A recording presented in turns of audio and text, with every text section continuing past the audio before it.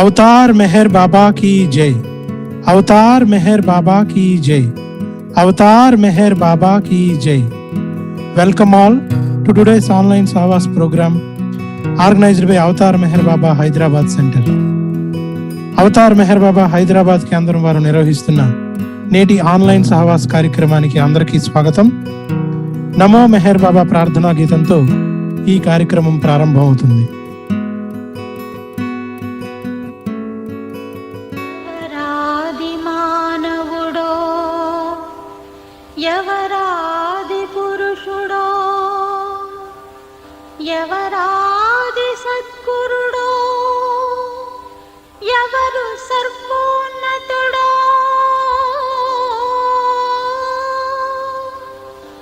ఆ దివ్య ప్రియతముని, ఆ ప్రేమ సుందరుని చరణ పద్మములకి చిరుకాంక అంకితం.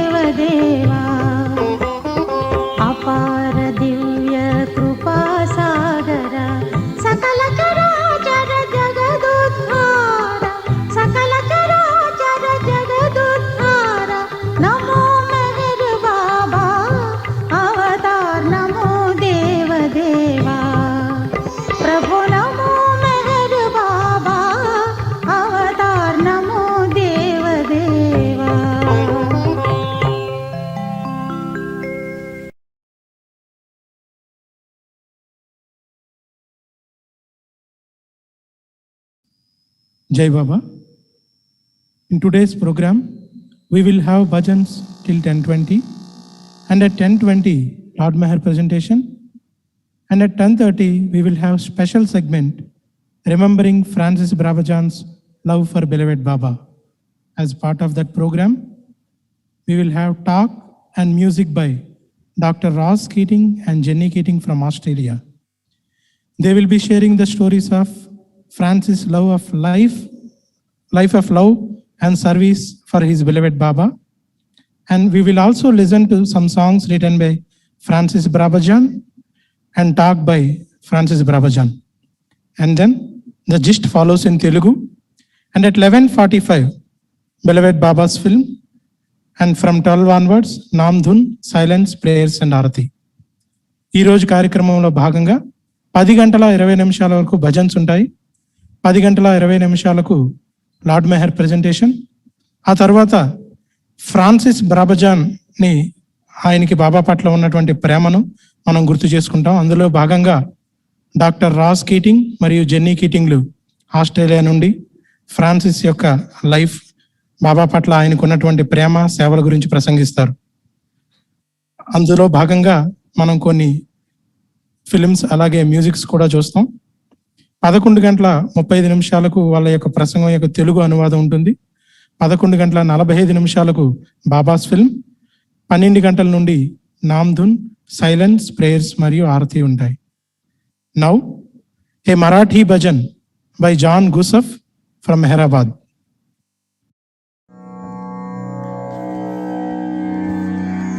अवतार मेहर बाबा की जय.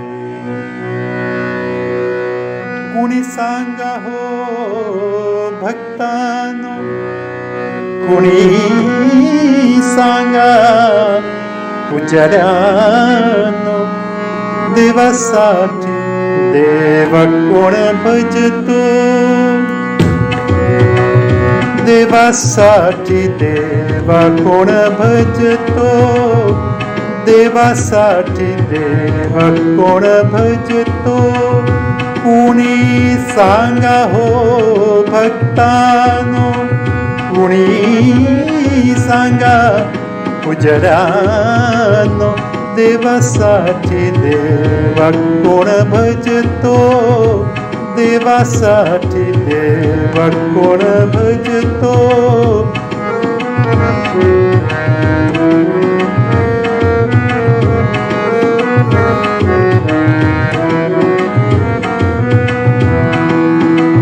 कोणी मागे संपत्ती धन, कोणी मागे संपत्ती धन, कोणी संततीचे वरदान, कोणी संततीचे वरदान, कोणी कीर्ती कोणी मान, कोणी कीर्ती कोणी मान, ऐसे सौदे करतो, देवासाठी देव कोण भजतो, देवासाठी देव कोण भजतो.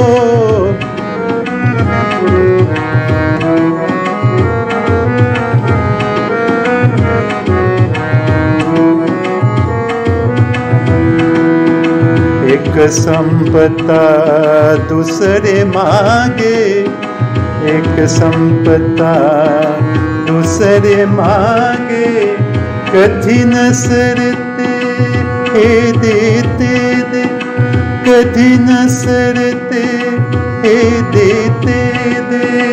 अनंत जन्मे अनंत इच्छा, अनंत जन्मे अनंत इच्छा, तृप्त कधी नसतो, देवासाठी देव कोण भजतो, देवासाठी देव कोण भजतो.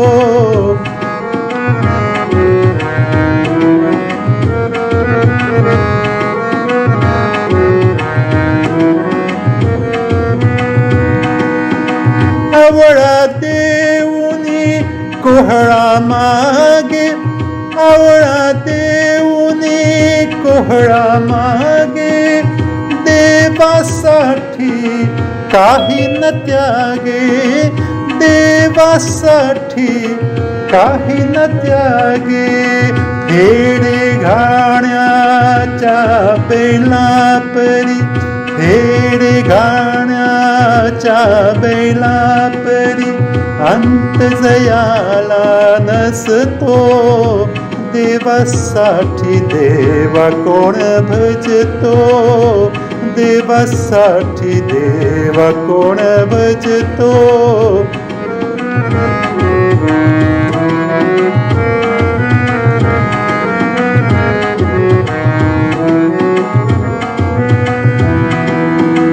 हवे हवे ते कशास मगते, हवे हवे ते कशास मगते.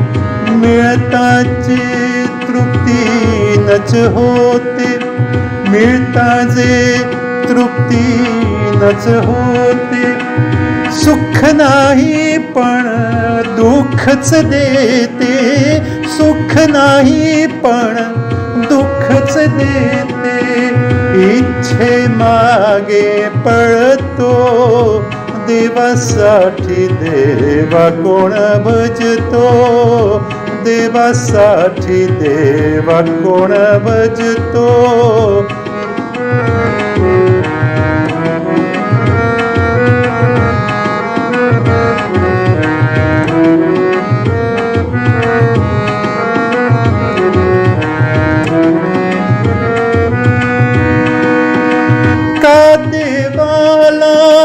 मागत नाही, का देवाला मागत नाही. सर्व सुखे रे ज्याच्या ठाई, सर्व सुखे रे ज्याच्या ठाई. मधुसूदना या फेऱ्यातुनी, मधुसूदना या फेऱ्यातुनी, जो तुझला सोडवितो. देवासाठी देवा कोण भजतो, देवासाठी देवा कोण भजतो. कुणी सांगा हो भक्तानो, कुणी सांगा पुजऱ्यानो. देवासाठी देवा कोण भजतो, देवासाठी देवा कोण भजतो, देवासाठी देवा कोण भजतो.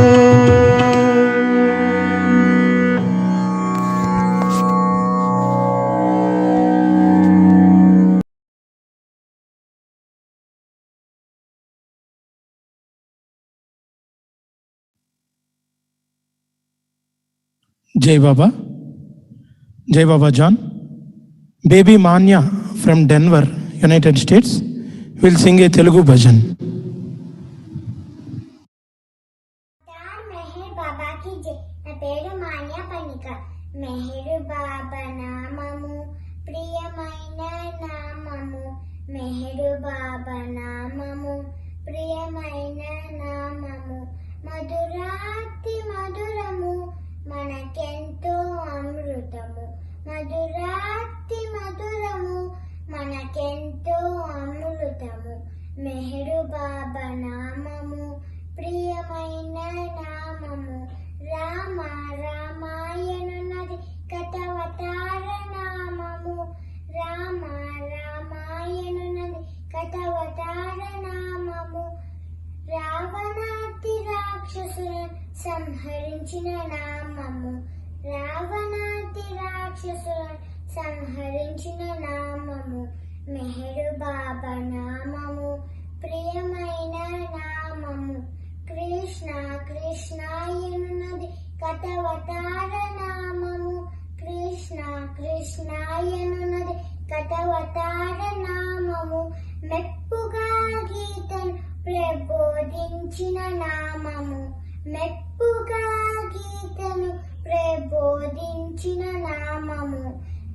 మెహరు బాబా నామము ప్రియమైన నామము క్రీస్తు క్రీస్తు ఎనున్నది గతవతార నామము క్రీస్తు క్రీస్తు ఎనున్నది గతవతార నామము పాపులను పుణ్యులుగా నొరరించిన నామము పాపులను పుణ్యులుగా నొరరించిన నామము మెహరు బాబా నామము ప్రియమైన నామము మొహమ్మదు మొహమ్మదు ఎనున్నది గతవతార నామము మొహమ్మదు మొహమ్మదు ఎనున్నది గతవతార నామము మానవులను సోదరులుగా మెలగచేసిన నామము మానవులను సోదరులుగా మెలగచేసిన నామము మెహరు బాబా నామము ప్రియమైన నామము బాబా బాబాయనున్నది ఈ యుగావతారము బాబా బాబాయనున్నది ఈ యుగావతారము కలియుగావతారము మెహరు బాబాగా వెలిసిన ఆది దేవుడి నామము మెహరు బాబాగా వెలిసిన ఆది దేవుడి నామము మెహరు బాబా నామము ప్రియమైన నామము మెహరు బాబా నామము ప్రియమైన నామము మధురా మెహరు బాబా మధురాతి మధురము మనకెంతో అమృతము మధురాతి మధురము మనకెంతో అమృతము మెహరు బాబా నామము ప్రియమైన నామము మెహరు బాబా నామము ప్రియమైన నామము అవతార్ మెహర్ బాబా की जय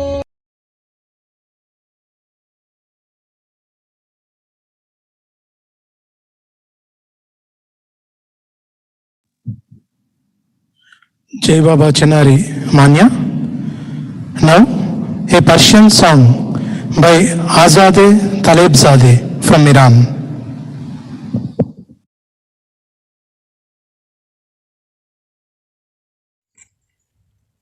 Meher Baba Can,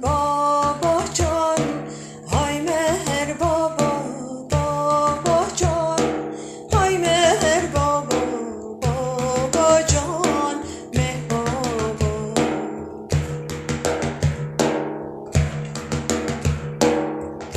Meher Baba Can, Baba, Hay Meher Baba, Baba Can, Hay Meher Baba, Baba Can, Meher Baba.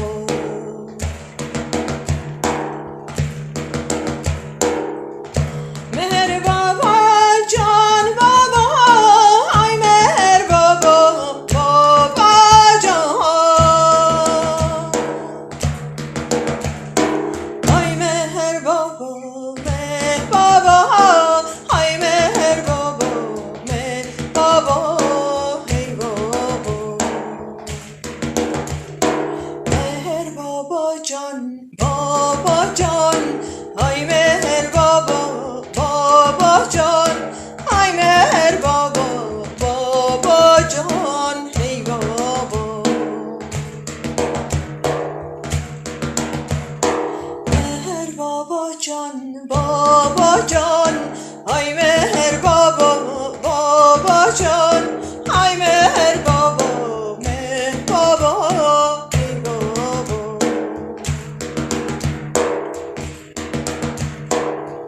Meher Baba, Baba Can, Hay Meher Baba, Baba Can. Hay Meher Baba, Hay Meher Baba, Baba Can, Meher Baba.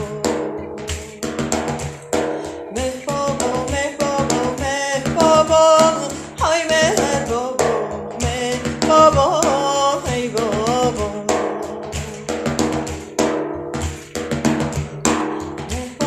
Meher Baba, Hay Meher Baba, Meher Baba, Meher Baba.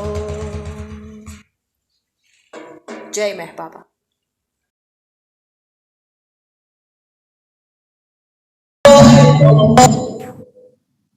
जय बाबा आजादे. Bhairavi Kale from Nagpur will sing a Hindi bhajan.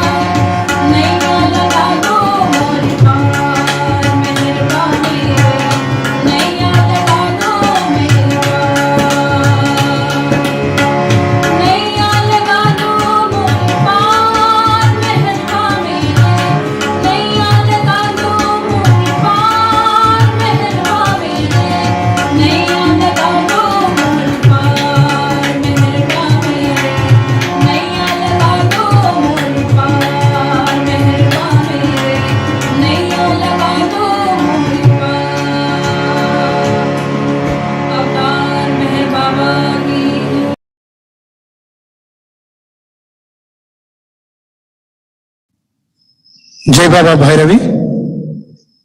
Now moving on to the next segment of the program. Now we will have Lord Meher. We are reading about 1955 Sahavas program. Baba was giving his Sahavas to the Hindi speaking group. మనం 1955 సంవత్సరంలో November మాసంలో జరిగిన సహవాస్ కార్యక్రమం గురించి చదువుకుంటున్నాం. బాబా హిందీ భాష మాట్లాడే ప్రేమికులతో తన సహవాస భాగ్యాన్ని కల్పిస్తూ ఉన్నారు. Referring to the topic of his gift of love, Baba repeated, "You have to take my name on the midnight every day for at least 1 year. One day 14 times and on the other day 28 times. Alternatively, you have to repeat it, this pattern for about 1 year." బాబా తన నుండి ఆ gift of love, ఆ ప్రేమ కానుకను పొందాలి అంటే తన ప్రేమికులుగా ఏం చేయాలన్న విషయాన్ని చెబుతూ తన నామాన్ని అర్ధరాత్రి 14 గంటలు ఒకరోజు, 24 గంటలు ఒకరోజు చేయమన్నారు. ఆ మిగిలిన సమయంలో ఎప్పుడూ కూడా తన నామాన్ని తీసుకోకూడదని కూడా చెప్పారు. అయితే ఆ విషయాన్ని చెబుతూ బాబా ఇలా అన్నారు, ఏంటంటే ఇది చూడడానికి చాలా సింపుల్గానే ఉండుండొచ్చు, కానీ నిజానికి ఇది చాలా కష్టమైనది. ఎందుకంటే మీరు నిరంతరాయంగా చాలా అటెంటివ్గా ఉండాలి అని చెప్పి బాబా వాళ్ళందరికీ గుర్తు చేశారు.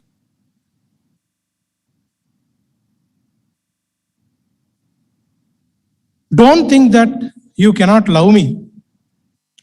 If you forget to sit one midnight to take my name, you should not stop, but continue it from the next night. అయితే ఇలా చేయలేకపోతే బాబా మేము మిమ్మల్ని ప్రేమించట్లేదేమని మీరు అనుకోవచ్చు. కాబట్టి అలాంటి భావనలు ఏవి పెట్టుకోకండి. ఒకరోజు ఇన్ కేస్ మీరు మిస్ అయినా సరే ఆ మరుసటి రోజు ఇదే ప్యాటర్న్ మీరు రిపీట్ చేస్తూ ఉండండి. If you cannot do this, then at least remember me sincerely before going to bed each night and upon rising each morning and leave all your good and bad to me. అయితే బాబా ఇంకా దానికి సడలింపులు ఇస్తూ ఉన్నారు. ఏమన్నారంటే, ఒకవేళ నా నామాన్ని నేను చెప్పినట్లు మీరు తీసుకోలేకపోతే చింతించకండి. కనీసం రోజును ప్రారంభించే ముందు, అంటే మీరు నిద్ర లేవగానే ఒక్కసారి నా నామాన్ని తీసుకోండి. అలాగే నిద్రపోయే ముందు నా యొక్క నామాన్ని తీసుకుని మీ యొక్క మంచిని చెడుని అన్నింటినీ కూడా నాకు సమర్పించండి అని బాబా అన్నారు. While doing this, have this understanding that everything belongs to Baba and so it is being dedicated to him. అయితే ఇలా చేసేటప్పుడు ఒక్క విషయాన్ని మాత్రం అవగాహన చేసుకోండి. అసలు ఈ సృష్టిలో ఉన్నదంతా బాబాకి చెందిందే. కాబట్టి ప్రతిదీ సర్వాన్ని కూడా ఆయనకే మనం సమర్పణ చేయాలి అన్న విషయాన్ని. I have made it quite clear in God Speaks about the mind and its activity. And after reading it, you will know what I mean. అయితే నా యొక్క గాడ్ స్పీక్స్ గ్రంథంలో నేను ఈ విషయాలని చాలా చక్కగా వివరించాను, చాలా స్పష్టంగా వివరించాను. మీరు ఆ గ్రంథాన్ని చదివినట్లయితే నేను ఇప్పుడు ఏం చెప్తున్నానో ఇదంతా భగవంతుడే ఉన్నాడు, సర్వము భగవంతుడే ఉన్నాడు అన్న విషయం మీకు స్పష్టమవుతుంది అని బాబా అన్నారు. Where there is nothing, who is good and who is bad, here exists only God, the omniscient and omnipresent. అసలు ఉన్నదంతా అసలు శూన్యమే అయ్యేటప్పుడు మంచికి చెడుకు తావే ఉంటుంది. అసలు ఇక్కడ ఉన్నది నిజానికి భగవంతుడు మాత్రమే. ఆయనే సర్వజ్ఞుడు, అలాగే సర్వవ్యాపకుడు అని బాబా చెప్తూ ఉన్నారు. He is in you also, he is infinitely merciful, he knows all. He knows all your thoughts. ఆ భగవంతుడు మీలో కూడా ఉన్నాడు. ఆయన ఎటువంటి వాడో తెలుసా? ఆయన అపార దయామయుడు, అనంత కరుణామయుడు. హీ నోస్ ఆల్, ఆయనకి సర్వము తెలుసు. He knows all your thoughts, మీ యొక్క ఆలోచనలు అన్నీ కూడా ఆ భగవంతునికి తెలుసు అని బాబా చెప్తూ ఉన్నారు. He knows what you will think after 50 years. మీరు ఇప్పుడు మీరు ఏం ఆలోచిస్తున్నారో కాదు, 50 ఏళ్ల తర్వాత మీరు ఏం ఆలోచిస్తారో కూడా ఆయనకి తెలుసు. And since he is all powerful, why does he not put stop to your thoughts. అయితే మరి అంతటి సర్వశక్తిమంతుడైనటువంటి ఆ భగవంతుడు మరి మీరు ఆయన నామాన్ని చేసేందుకు కూర్చున్న సమయంలో మరి ఆయన మీ ఆలోచనలు ఎందుకు ఆపటం లేదు అని బాబా ప్రశ్నిస్తూ దానికి వివరణగా ఇలా చెప్తూ ఉన్నారు. Where is the question of using his power to stop your thoughts. అసలు మీ యొక్క ఈ ఆలోచనలు ఆపగలడు అన్న దాంట్లో ఆయన శక్తిని గురించి ప్రశ్నించాల్సినటువంటి అవసరం ఏమిటి? If you think deeply you will understand that I'm the only doer of good and bad. మీరు ఇంకా బాగా జాగ్రత్తగా ఆలోచిస్తే ఒక విషయం అర్థమవుతుంది. అసలు మీరు చేసే మంచికి చెడుకి మూలం ఎవరు అంటే మీ లోపల ఉండే నేనే అన్న విషయం మీకు అర్థమవుతుంది అని బాబా చెప్పారు. Still, instead of inviting this complication, do one thing, do as I tell you, leaving aside everything else. ఇంకా ఈ కాంప్లికేషన్ని, ఈ సంక్లిష్టతను పెంచుకోకుండా మీరు ఒక్కటి మాత్రం చేయండి. Do as I tell you, నేను చెప్పేది చేయండి. అదేంటి అంటే లీవింగ్ ఎసైడ్ ఎవ్రీథింగ్ ఎల్స్. మిగిలిన వాటన్నింటినీ ప్రక్కన పెట్టి నేను ఏదైతే చెప్తున్నానో దాన్ని పూర్తిగా చేసేందుకు సంసిద్ధంగా ఉండండి. Look after your family and carry out your daily obligations, but don't become attached to them and think of me as many times as possible. Thereby, you won't get enmeshed deeper into Maya. అయితే ఈ వివరణలన్నీ ఆలోచించి ఆ సంక్లిష్టతను ఇంకా పెంచుకోకండి. నేనేం చెప్తూ ఉన్నానో అది జాగ్రత్తగా విని ఆచరించండి అని చెప్తూ బాబా తన ప్రేమికులందరికీ ఒకటి చెప్పారు. ఏంటి అంటే, look after your family. And carry out your daily obligations. నీ యొక్క కుటుంబ బాధ్యతలు ఏవైతే ఉన్నాయో వాటిని నువ్వు నిర్వర్తించు. అలాగే నీ దైనందిన బాధ్యతలు, నీ యొక్క కర్తవ్యం ఏదైతే ఉంటుందో వాటిని నిర్వర్తించు. But don't become attached to them. అయితే అవి నిర్వర్తిస్తున్న సమయంలో నీ బాధ్యతల పట్ల అలాగే నీ కర్తవ్యాల పట్ల నువ్వు బంధితుడు కాకు. ఆ బంధితుడు కాకుండా think of me as many times as possible. నా గురించి వీలైనంత ఎక్కువసేపు ఆలోచిస్తూ ఉండు. ఎన్నిసార్లు వీలైతే అంతగా అన్నిసార్లు నా గురించి ఆలోచించు. అలా నువ్వు చేసినట్లయితే నువ్వు ఆ మాయలో ఇంకా కూరుకుపోకుండా బయటకు రాగలవు అని చెప్పి బాబా చెప్పారు. Remember what I tell you. Do not distinguish between good and bad. Do not think that you are good and others are bad. అలాగే మరొక విషయాన్ని కూడా చాలా జాగ్రత్తగా గుర్తించుకో. నేనేం చెప్తున్నానో అవన్నీ చాలా స్పష్టంగా గుర్తించుకో. Do not distinguish between good and bad. మంచి చెడు, ఇది మంచి ఇది చెడు, వీళ్ళంతా చెడ్డవాళ్ళు వీళ్ళు మంచివాళ్ళు, వీడు చెడ్డవాడు నేను మంచివాడిని, ఇలాంటి ఆలోచనలు ఎప్పుడు పెట్టుకోవద్దు. If people vilify you, slander you, don't worry, remember you. అయితే నువ్వు ఈ ప్రపంచంలో ఉండేటప్పుడు రకరకాల మంది నీకు ఎదురవుతూ ఉంటారు. కొంతమంది నేను ద్వేషిస్తారు, కొంతమంది నేను తిడుతూ ఉంటారు. అయితే ఇలాంటివి ఎదుర్కొన్నా సరే ఎప్పుడు చింతించకు, నన్నే ఎప్పుడు సదా గుర్తించుకుంటూ ఉండు. Be happy in the happiness of others and sympathise with those in difficulty or sorrow. Then alone you will please me. అయితే బాబాని ఆనందింపజేసే మార్గం, ప్రీతముని సంతోషపెట్టే మార్గం ఏంటో బాబా చెప్పారు. Be happy in the happiness of others. ఇతరుల ఆనందంలో నువ్వు ఆనందాన్ని పొందు. And sympathise with those in difficulty or sorrows. ఎదుటివాడు బాధల్లో ఉంటే వాడు బాధల్లో నువ్వు కూడా ఆ బాధను పంచుకో. అప్పుడు తప్పకుండా నువ్వు నన్ను సంతోషపెట్టిన వాడు అవుతావు అని చెప్పి బాబా ఇక్కడ స్పష్టం చేశారు. అయితే మనకి టైం అవుతుంది కాబట్టి కార్యక్రమంలో తదుపరి అంశంలోకి వెళ్దాం. ఈరోజు స్పెషల్ సెగ్మెంట్లో భాగంగా remembering Francis Brabazon's love for beloved Baba. Francis Brabazon Baba యొక్క సన్నిహిత, బాబా ప్రేమికుడు, అలాగే మండలి సభ్యుడు. ఆయన యొక్క ప్రేమను అలాగే ఆయన యొక్క సేవను గుర్తు చేసుకుంటాం. Over to you brother Kalyan.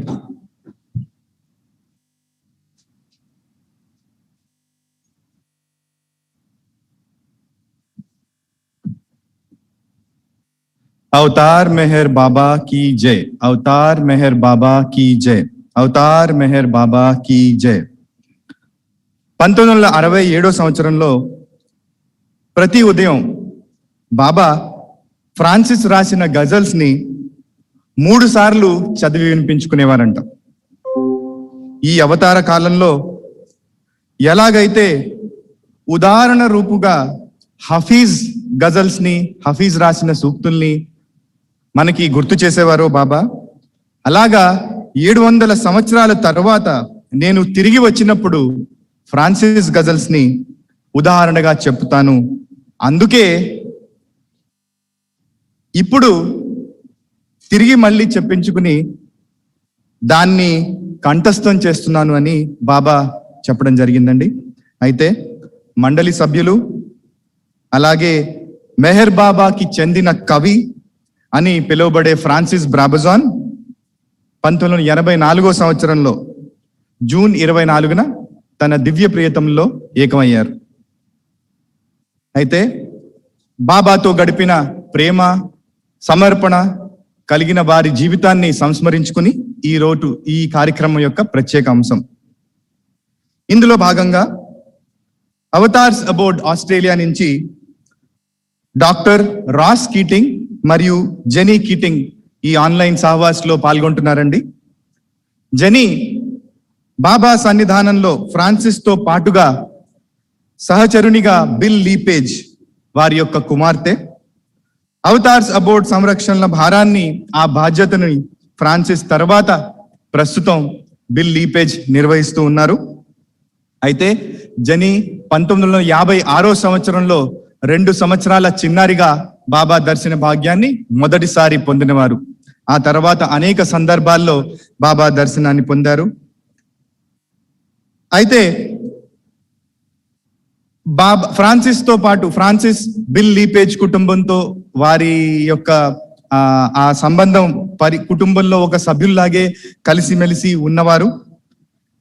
Francis తో వారికి ఉన్న ఈ యొక్క సంబంధం, వారు గడిపిన సమయం, దాని ఆధారంగా కొన్ని అనుభవాల్ని మనతో పంచుకుంటారు. ముఖ్యంగా సంగీతం అలాగే గానంతో సంబంధించిన విషయాల్ని మనతోటి జెనీ పంచుకుంటారు.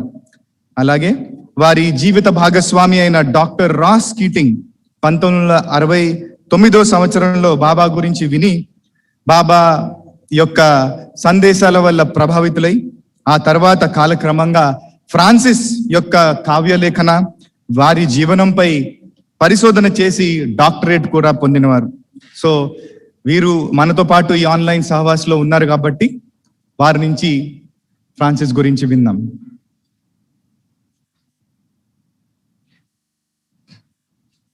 వాళ్ళు మీట్లో ఉన్నారా? Okay.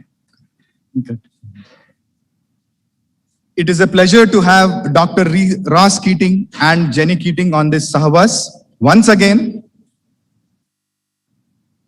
As we remember Baba's poet Francis Brabazon. On earlier occasions, we enjoyed Jenny and Ross, their lovely music and the wonderful memories with Baba's Mandali from the 1970s and 80s. Dr. Ross Keating will share on the occasion the memories with Francis and about Francis' life with beloved Baba. Jenny Lepage Keating was fortunate to have Baba's darshan on many occasions starting 1956 when she was 2 years old. She grew up in the Meher house and Francis was like an uncle living with the family until 1959. Jenny will be sharing the memories with Francis, especially of those songs that Francis sent from India. Also about unique message about music that Francis heard from Baba. So hearty welcome and Jai Baba, Dr. Ross and Jenny onto this online Sahavas. It is a pleasure to hear from you today. Once again, over to you. Avatar Meher Baba ki Jai. You may have to unmute your microphone. Jai Baba. Avatar Meher Baba ki Jai. Wonderful to be here again on the Hyderabad online Sahavas. We've been enjoying listening to the singing that was before our introduction and the wonderful message from Baba from the 1955 Sahavas. I'm only going to share a little bit with you to do with Francis and music because I had a special connection with Francis through music.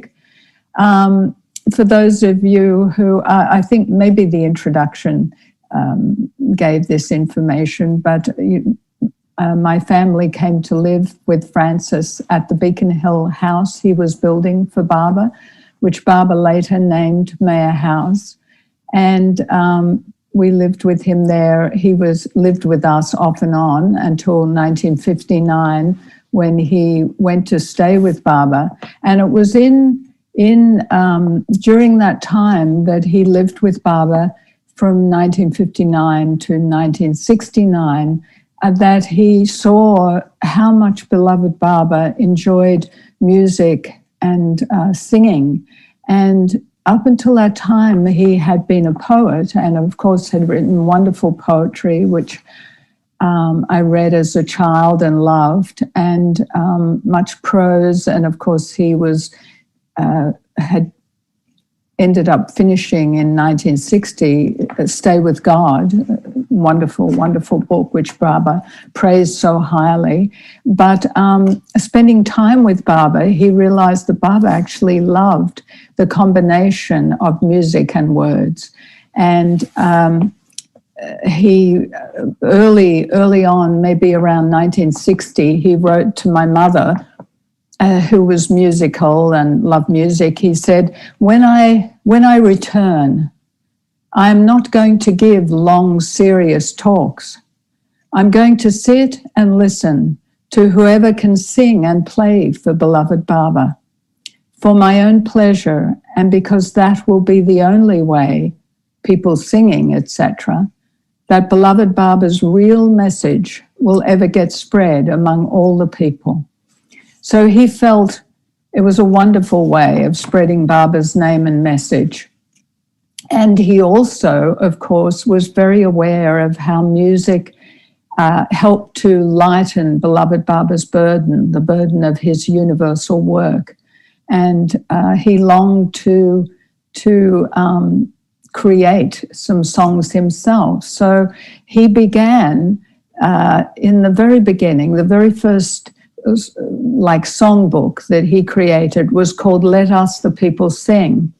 And he writes that to my mother again, because of her interest in music, that these songs were written for myself and my siblings, and of course for other children, as a way of instructing them on who Baba is and what place he had in our lives, who God was. And really, I grew up with those songs, and they were what helped me as a child understand Baba's divinity, and that he was that special one, God in human form. And Francis's description of Baba as the beautiful stranger and our true and trusty friend spoke very much to my child's mind and heart, and I was inspired by that and loved to sing the songs. My sister also loved to sing these songs, and the whole family would actually sing them. My dad and my mum and my brother Michael and my sister and I.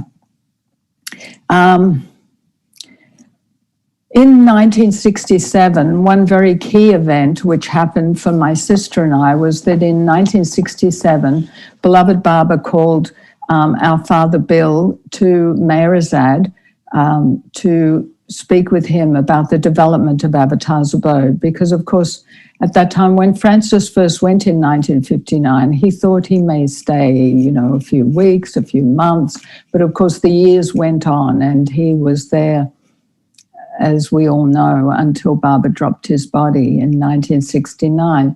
So, Bill was the main one who carried on the work of spreading Baba's name and message, and,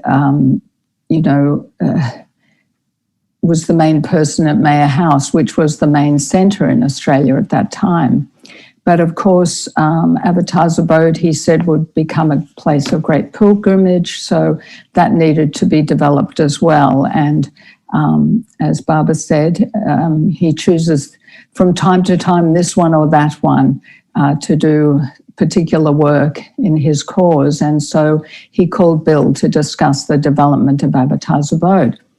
And Francis, who had heard that my sister and I loved to sing his songs and, had started singing them at Baba meetings, he told my dad, why don't you make a tape recording of them singing, of my sister and I singing, and perhaps, of course, one never asked Baba, but perhaps Baba might be happy to hear the tape, so bring it and we'll see.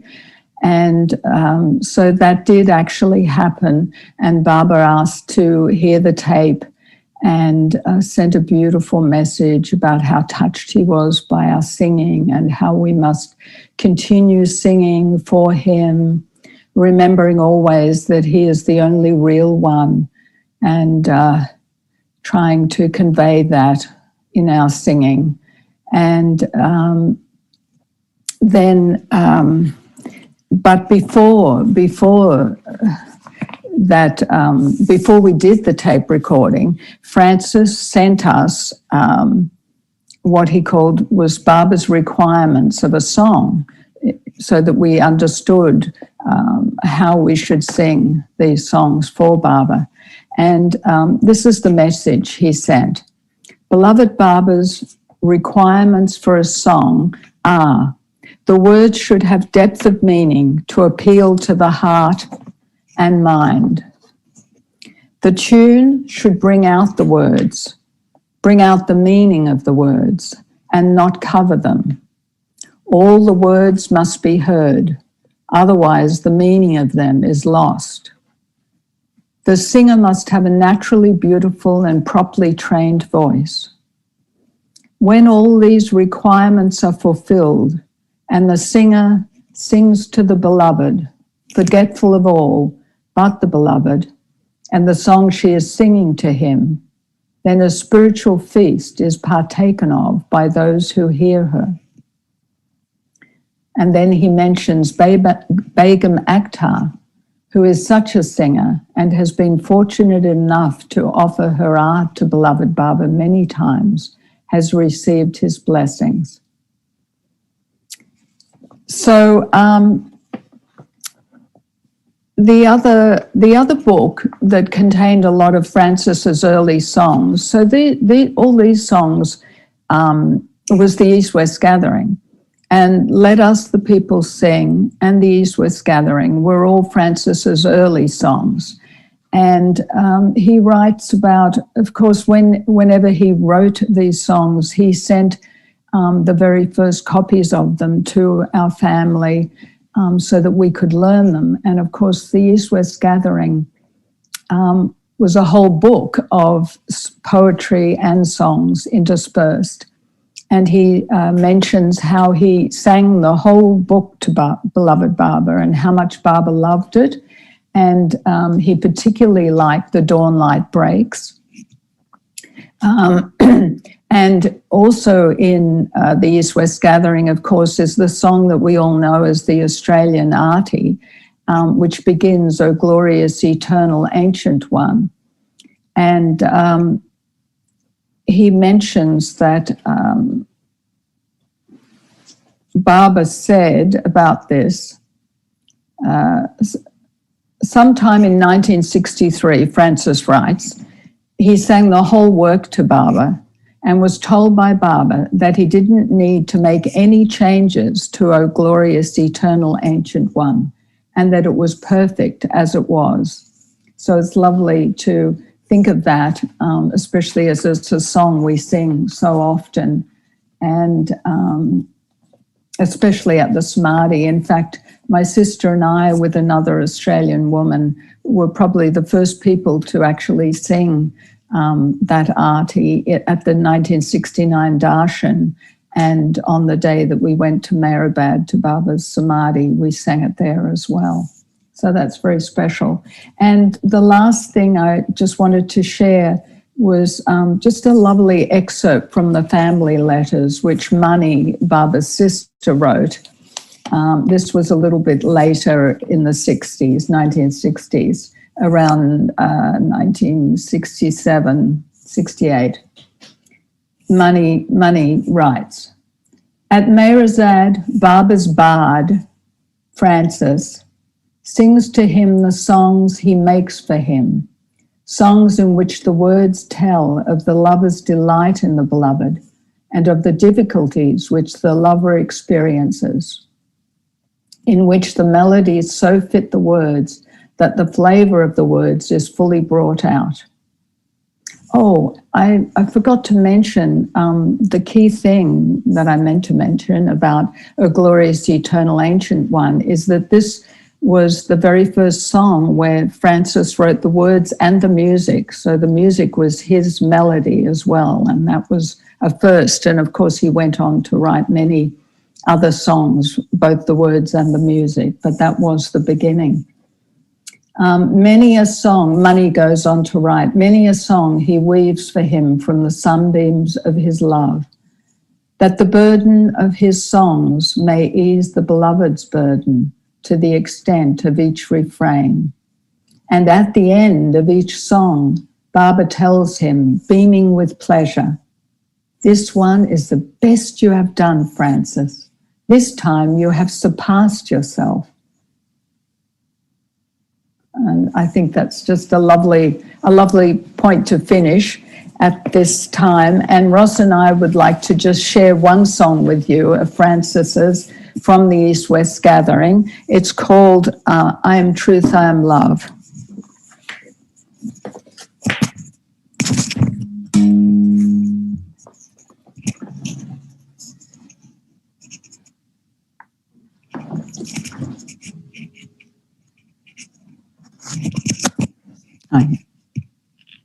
Slight technical issues here.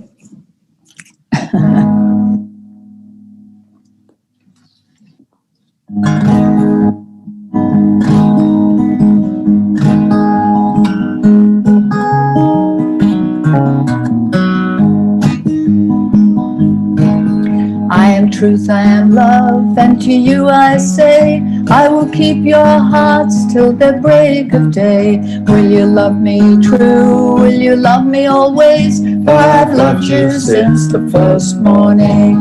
I've loved you since the first morning. Will you follow me on and not repine? Will you drink my cup? For old lang syne, be it vinegar or the sweetest wine. For I've cherished you since the first morning. I've cherished you since the first morning.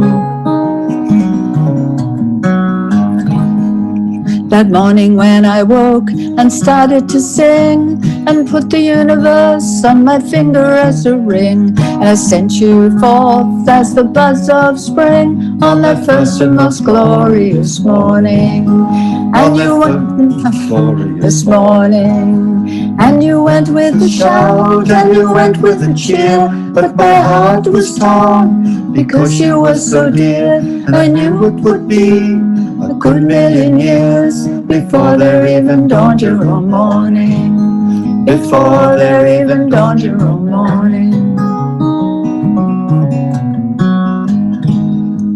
I wrapped you with love and I wrapped you with care for the long, long trail from here to there, where we'd meet again in your heart so fair, as they opened like flowers in that morning. As they opened like flowers in that morning. Now the day is here and the dawn has spread across the white sky, the rose that bled from your hearts, and there's no more trail to tread, only singing in me in this morning, only singing in me in this morning.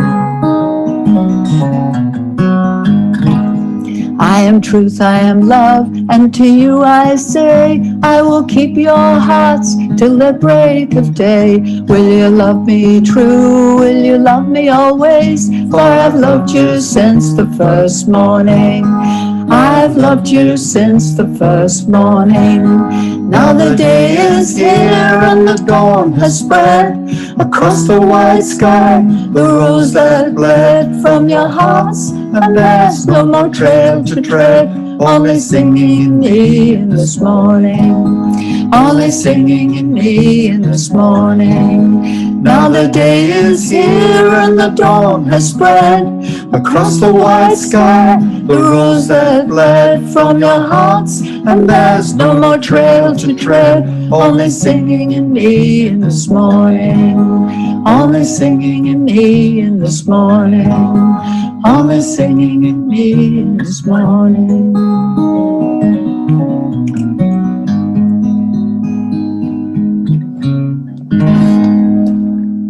Jai Baba. Jai Baba. Ross will now share some of his memories of Francis.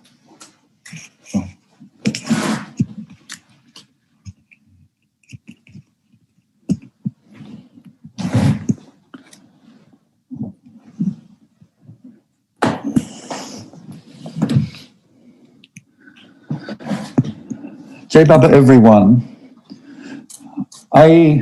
Because this avatar is the avatar of the East and West, I can call you all brothers and sisters in his love. It's a wonderful thing that Baba has brought us all together in his love beyond all caste, creed, race, or anything at all. We are loved by the one beloved, and how great that is. So I am now going to talk a little bit about Francis. There was a celebration once in Mandalay Hall remembering Francis, and Mani was there. And Mani said, we're not so much here to remember Francis, but to salute his love and his service for our shared beloved, so he can be inspiring to us in our love for him. So that's the spirit in which I want to present my few thoughts on Francis. It reminds me also of a great Japanese poet, Basho. He was a Japanese Zen poet. And before he died, he said to his disciples, don't follow me, but only seek what I was after. And in Francis's case, seek ways to please our beloved. So I'd like to start with some some words from my own ideas about Francis, his personality and how he looked, and then move on to his life with Baba and something on what I think his relationship is with Baba. So first of all, Francis as a man, he was short, only 5'6", but very strong. In Australia, we'd call it nuggety. He was very stringy and as I said, very strong and very tough, physically tough. He grew up on a farm and his childhood was spent working a farm. So every day he was in the field. And there is even a record that when he went to Melbourne, the main city, when he was 21, when he left the farm, he actually held a weightlifting record unofficially. So he was a strong man. And you can see him with Baba also in pictures. He's just the right height to hold out his arm and for Baba to rest his hand on. Mayawan Jesawala once told me that when he saw Francis first, it reminded him of a farmer because he was very suntanned and the back of his neck was very crisscrossed, lines of bending over and working, and some farmers get that crisscrossing pattern on their neck. Well, Francis had that. And of course, he also used his strength to build Mayor House in Sydney, the first house Baba came to. He built that from the sandstone on the site itself. He quarried the stone, cut the stone, and built the walls and built the house. So that's, again, another testimony to his great strength. But most of all, he had a real gift for art and a real eye for what was truthful and beautiful in art. He could just cut through a lot of works which were not of any great value. He had a real eye for that. He was born with that. And he was looking for beauty and truth in art. He was a seeker for that as an artist. And this is what really led him to Baba. And on seeing Baba, he saw him as an artist sees an artwork. He saw him as the embodiment of beauty and the personification of truth. And he described Baba as the living perfection of art and the axis of art. So it's very interesting how Francis sees Baba. He definitely came to him as an artist.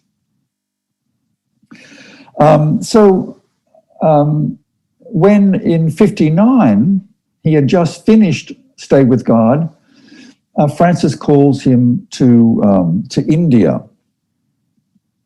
But just to begin that journey, let me begin with when Francis first met him and lead up to that time, and then we can talk a bit more about that. It was in 1952 in Myrtle Beach, in the Maya Center in South Carolina, that Francis first met Baba.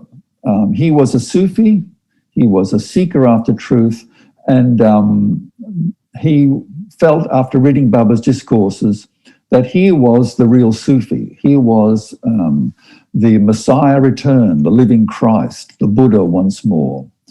So in 52, he goes to Myrtle Beach. And I'd like to read to you something here from one of Francis's letters describing that first time he meets Baba. Francis writes, this first message is from Ivy Deuce, who was there also. She says, when Mayor Baba, called in Brabazon, Baba said, of course, via the board, to Francis, I've seen you before, but you don't remember it, do you? Francis admitted he did not remember. He perched on the edge of his chair until Baba put him at ease by saying, sit back, be comfortable. You must know that I am within you.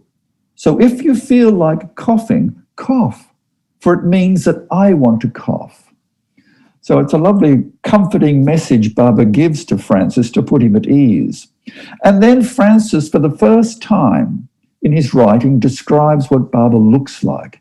And this is interesting because it's coming from a writer. It's coming from a poet who has a very good eye for detail.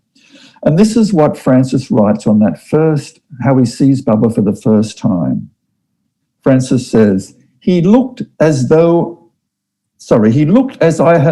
would imagine a sad guru would look. A man who is nothing and everything. A man who is dead and alive. A man who has gone through everything. He is quite small, short and slight. His eyes are the most remarkable thing about him. Very large eyes. They are constantly moving. In an ordinary person, we would call it restlessness, but not him. He did not convey that at all, but conveyed activity. He was kind enough to sign to his just 3 disciples around him his pleasure in me and that I had come. So that was Francis's first meeting, and he's obviously an old soul returning to Baba. The effect of this, Francis says, was not just emotional. It wasn't just a heartfelt thing. It was also intellectual. He said in that meeting with Baba, it melted his heart, but also sharpened his mind to raise a sharpness. And at that meeting too, he describes that Baba bestowed on him this gift, which he described as true creativity. From that moment on, words flowed through Francis. He found that he could just write freely about Baba, and that he did. That gift of true creativity stayed with Francis all his life, until towards the end, when his mind started to fail him a little bit. And I remember Francis once saying that all gifts that Baba gives you are returned to Baba in the end, that he had served Baba through this gift he had given him. He had written his books, and that was his purpose in life. And he felt that Baba had taken the gift back, and he had nothing more really to say.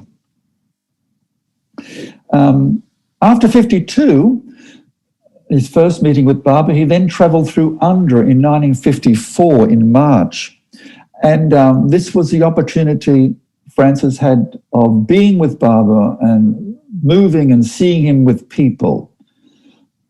The journey had a profound effect on Francis. He called it Andhra paradise, paradiso, that here were people who recognized the avatar, were full of devotion to him, and he thought he was in heaven with the avatar in their midst. This was sort of like Eden before the fall. Everything, and Baba walking in the garden with his people. And he wrote about that in a beautiful little booklet called Journey with God. Then in September 54, the same year, he went with Bill LePage and another man called John Ballantyne, another Australian, to India for what became known as the 3 Incredible Weeks. And that deepened Francis' conviction even further. When I met Francis in 72, that was the thing that struck me most.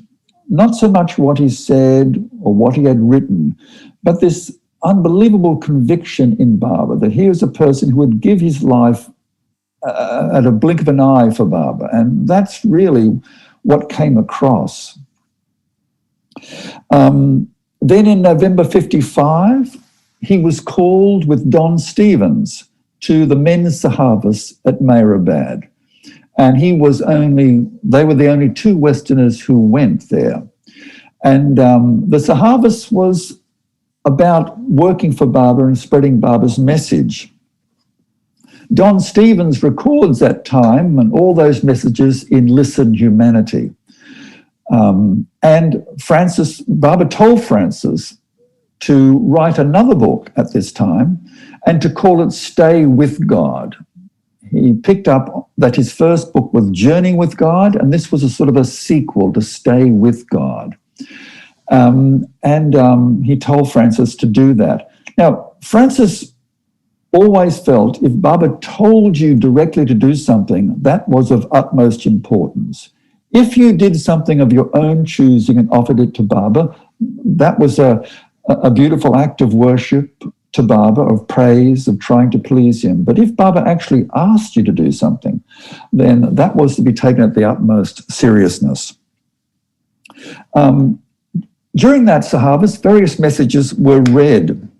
I think some of these messages had a profound effect on Francis and actually shaped his thinking about how he should write this book, Stay with God, which Baba had commissioned him to write.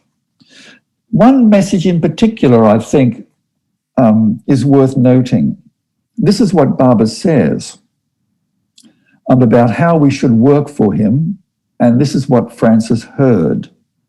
Therefore, says Baba, I do not want merely crowds to be attracted towards me. I want really sincere souls. I do not necessarily wait for them to come to me. I often go to them. I can and do my own work. You can and should share it too. It is easy to collect crowds, and it's easy for crowds to collect. My greatness cannot be established in the crowds and through the crowds. But even a few with love can make the masses feel my greatness and keep the greatness established in their hearts. One single person who really loves me can move the whole world. There is no one here, including myself, who can so love me. If all of you become my real lovers, we would need several more worlds for all of you to work in it for me. Now, this is the part I think is particularly pertaining to Francis. My work for you does not consist in you going around beating a big drum for me. Love needs no propaganda. You need love yourself in order to propagate love among others. To spread my love among the people, you have to make them understand me as you understand me. You have to bring them to love me as you love me. And that means you have to cause them to feel my love as you feel it. Now, that is really the way of poetry. That is really underpins his great work, Stay with God. This is a lover showing other readers, other lovers, how he understands Baba, how he feels it, how he has come to it. And it's interesting that that book, although it's very particularly Francis in flavor and style, has spoken universally to people. And I think it's because that's the way Baba says we should go about spreading his message. Moving on now, in 1956 and 58, Francis was very instrumental in organising and seeing to Baba's two visits to Australia. He actually built the first house and organised the building of the second house in Queensland. In that first visit, Baba came to Sydney in 56, and Baba expressed a desire to come to Australia again, and everyone thought he'll come back to Mayor House in Sydney. But Baba expressed a wish that he would like to go to Queensland this time. He would like to go to that state which is in the north. Now, but he would be happy with Mayor House, but he would be happier if it was in Queensland, if that could be arranged. And Francis decided just that little hint of Baba's happiness was enough to make him set off and go to Queensland and to find a whole new place for him. I remember Erich once said that Francis was very daring in that move, that he could have just stayed in Sydney. Baba would have been content, but just to please Baba that bit extra, he went all the way and built a whole new place. And Baba called it Avatar's Abode, which is a magnificent name, and said it would become a place of world pilgrimage.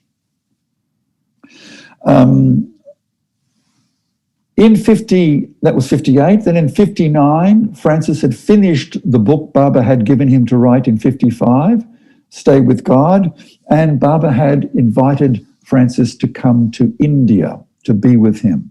Francis bought a two-way ticket because he didn't know, he thought that he'd just stay for a short time and come back. But he ended up staying for 10 years and became Baba's poet. During the first year he was there, he was asked by the Bombay press conference to give a talk because he was seen as a famous writer from Australia. And Baba said, yes, go ahead and give that talk in Bombay. And the talk was called Our Lord is our brother. And in that talk, you can get a change in Francis's attitude towards Baba, how he sees him. Let me just read a little part here which picks up on that.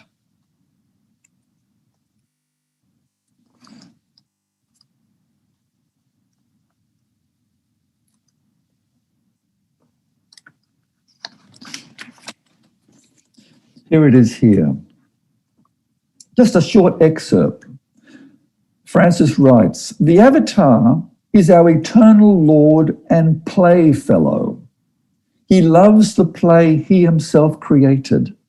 He loves our playing of the roles in his play, and he loves playing with us in these roles. So this is an interesting idea Francis has of Baba being our playfellow. As a poet, Francis didn't see Baba as some remote source of inspiration, a god in the sky that he could call out to. He saw Baba as an intimate playfellow, a sort of co-worker, a co-writer, a co-artist in what he does, and that Baba loves this. This is how Baba wants to work with a person, to be in the midst of the creation itself. And that, I think, is how Francis went on to write the ghazals, and why they have so much flavor of Baba in them, because Baba actually, with Francis as his playfellow, wrote them with him. Let me come to the ghazals in a little bit. There's one other one which I think is a beautiful expression of Francis's attitude towards Baba. This was written soon after he arrived, and this describes how he sees Baba during his time of living with him at Mehrazad. Francis writes, it's called The True Teacher. It was a poem which Padre particularly liked, and Padre would have it read at the Doonies when he was there. The poem reads, the true teacher teaches one nothing. He is knowledge itself. But his person is a continuous song of knowledge. To be in his presence is to be bathed in the waters of life. He is that which all systems of knowledge try to define, with whom all thought seeks union. He is the glory and finality of the process of creation, and beyond that, and the infant God in one's heart. To him there is no distinction of teacher and pupil. He is truth and the path to it. For our sake, he again treads that path and invites us to accompany him to our own self. He does not give one lectures and sermons on truth, nor tell one, thou shalt do this and not do that. His discourses and parables are his delightful conversation from friend to friend, walking in a dew-filled morning, lit with the sun. He does not order one to sit apart from one's fellows amidst the clamour of one's mind, but invites one to sit with him while his silence hushes the day and paints the sky with the glory of evening. His eyes are the stars that watch over you through the night.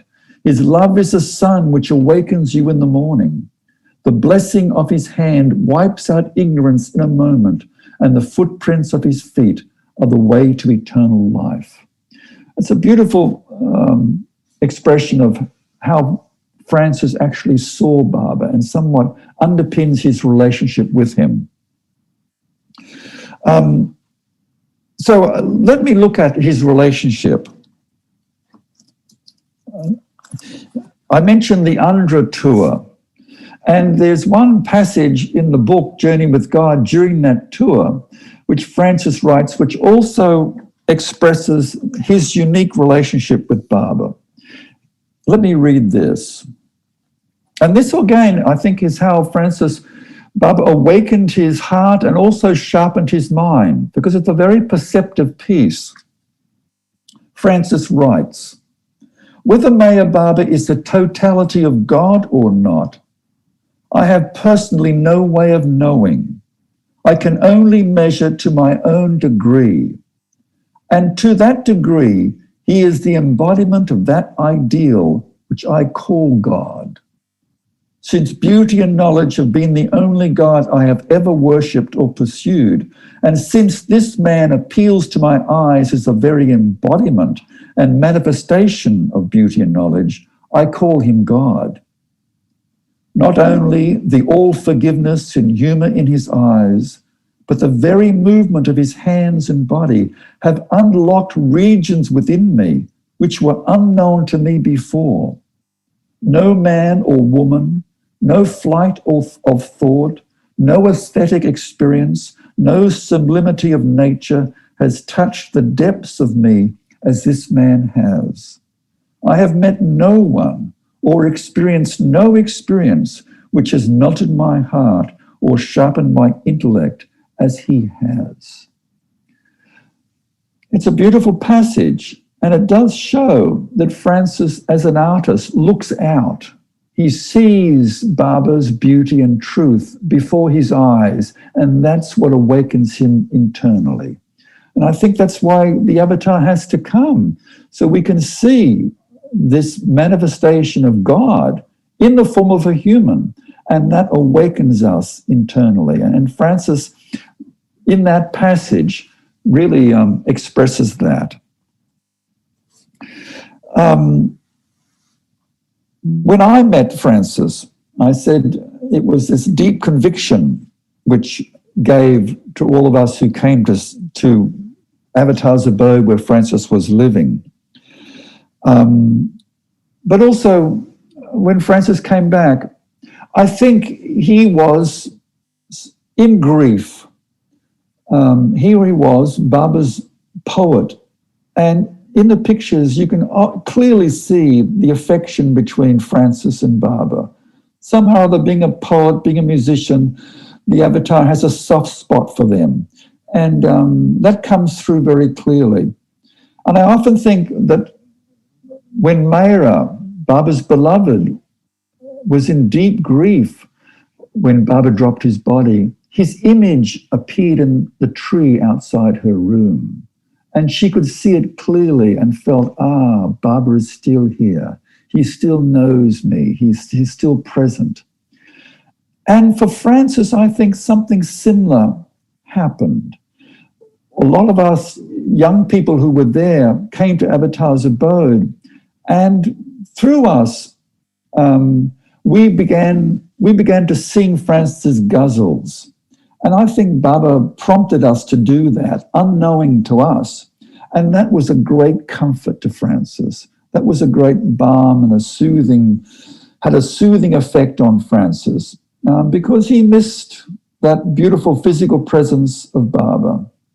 And during his lifetime, Baba said to Francis, because Francis complained to Baba, I write all these ghazals, Baba, but no one sings them. These are song lyrics. Why do I go on writing these things? And Baba would get him to write 20 batches of them, huge amounts. And but Baba said to Francis, in your lifetime, Francis, you will hear them sung beautifully to you. And Francis forgot about that. But then when we all came, after Baba dropped his body in 69 and started coming to Avatar's abode where Francis was in the early 70s and started singing these ghazals, And I remember I was part of that group and we went to India and we were singing them in Mundley Hall. And Erich, the one with the great memory, Erich says to Francis, remember, Francis, what Baba said to you? You will hear these ghazals sung in your own lifetime beautifully. And I think that was a real comfort to Francis. Let me finish now with one of those ghazals, one of Baba's favorite ghazals, which he had read to him many times. It is called Because of Love. But before I read this one, let me just say one last thing. I'm sure Francis wanted the flavor of the ghazal form to be experienced by Westerners. There's no form like the ghazal in Western poetry. And Baba really wanted that flavor of the love of beloved experience, that flavor of in that poem to become part of the Western poetic form. And he used Francis to do that. Francis, created an English ghazal. But in going back a little bit, in the East-West Gathering in 1962, Baba translated part of one of Hafiz's ghazals, and he gave it to Francis to tighten up into English words, to tighten up the form a bit more. And he got Francis to read it to the audience at the East-West Gathering. So there were Westerners there and Easterners there. And the Westerners who were there, this was the first time ever they would have heard an English ghazal. And now English ghazals are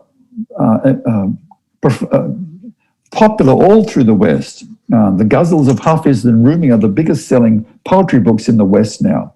And I think that stems from Baba through Francis. So let me finish with this one ghazal, which is a beautiful ghazal which Baba liked very much. It was one of his favorites.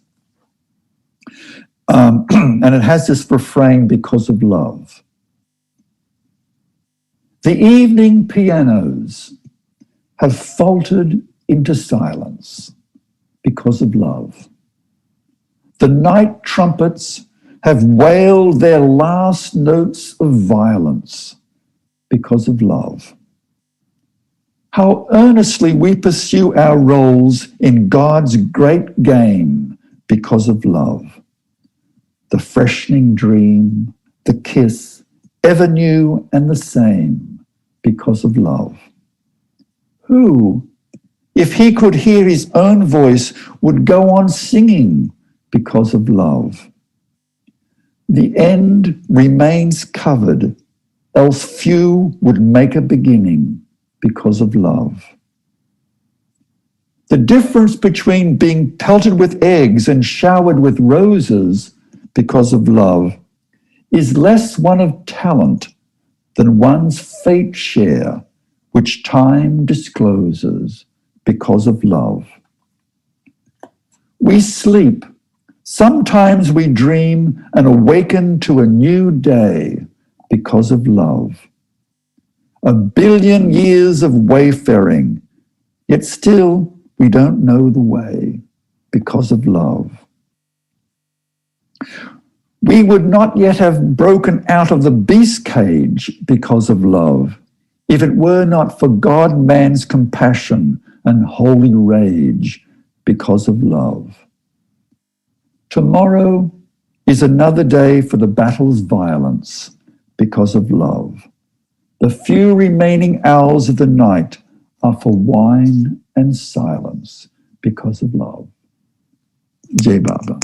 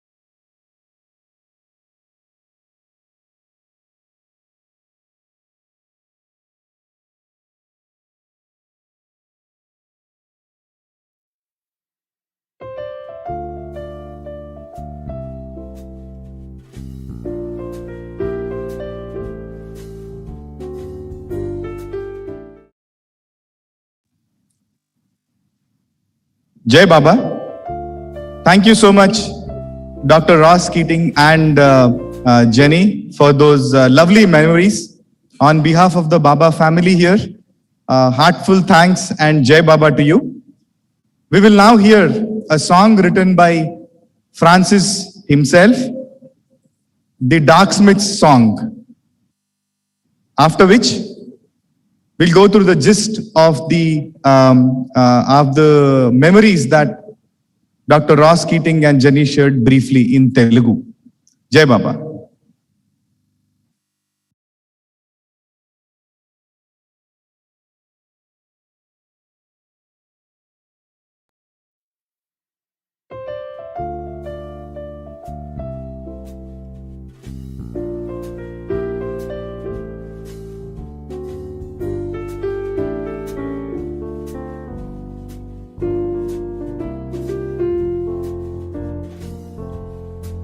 Take this heart, take this heart, oh blacksmith, take this heart, make it a cup for wine. Shake the cup, shake the cup, oh blacksmith, shake the cup, in love's own fair design. Take this breath, take this breath, oh blacksmith, take this breath, as bellows for the fire. See the sparks, see the sparks, oh blacksmith, see the sparks, leap higher, ever higher.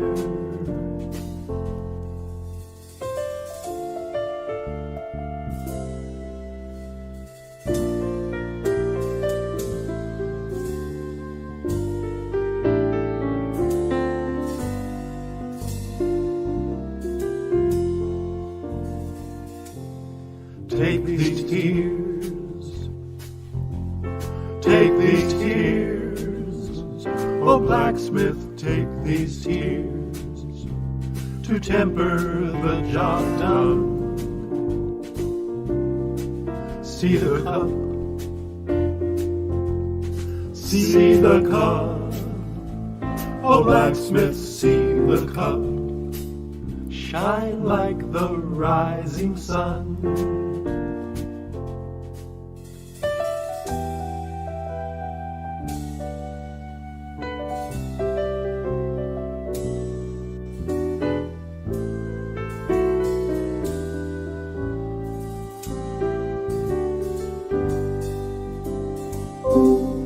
Fill the cup, fill the cup, oh blacksmith, fill the cup, with the wine of your sweat. See I drink, see I drink, oh blacksmith, see I drink, and drown my last regret. Now give to each, yeah, give to each, oh blacksmith, give to each, a cup of this rare wine. Then all men, then all men, oh blacksmith, then all men will become divine.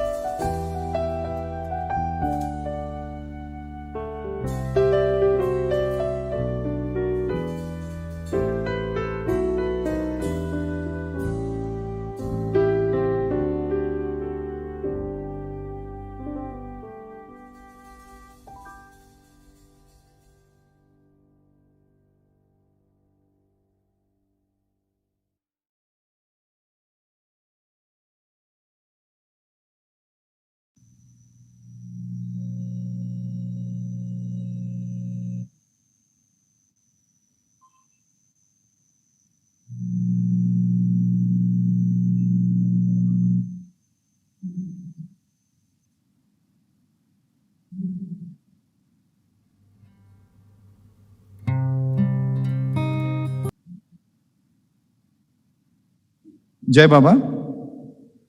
That was the Blacksmith song written by Francis Brabazon and sung by Larry Green and Cliff Hackford. Francis Brabazon రాసిన the black Smith song అనే పాటని విన్నామండి. ఇది పాడింది lorry green మరియు cliff హ్యాక్ఫోర్డ్. ఇప్పుడు మనకు అందుబాటులో ఉన్న ఫ్రాన్సిస్ యొక్క కొన్ని మాటలు అందుబాటులో ఉన్నాయండి. రికార్డింగ్ ఇది గ్రేట్ దర్శన్ 1969లో ఫ్రాన్సిస్ మాట్లాడిన కొన్ని పదాలు, దాని యొక్క వీడియో క్లిప్పింగ్, దాని యొక్క ఆడియో వీడియోతో సూపర్ ఇంపోజ్ చేసిన ఆ యొక్క ఫుటింగ్ చూద్దాం. జై బాబా. We will now hear Francis' voice. This was recorded during 1969 Great Darshan. Jai Baba.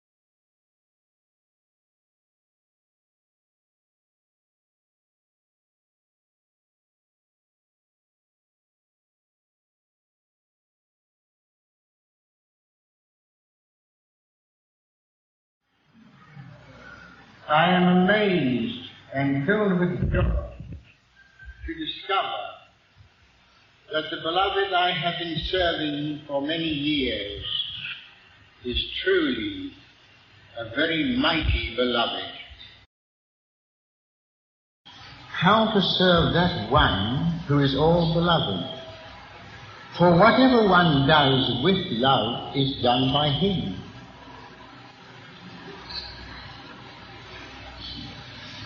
All that is done for the beloved is done by the beloved. And so one arrives at the painful conclusion that the beloved alone exists, which means that oneself doesn't. And that's a hell of a predicament to find oneself in. For one is still there. The only solution I found was to accept the position, you alone are and I am not, but we are both here. And having arrived at this acceptance, Baba now taught me a poetical form capable of expressing all the shades of the impossible relationships of the lover and the beloved. Such a form has not existed in English up to now, because the lover-beloved dilemma was not part of the British-American consciousness.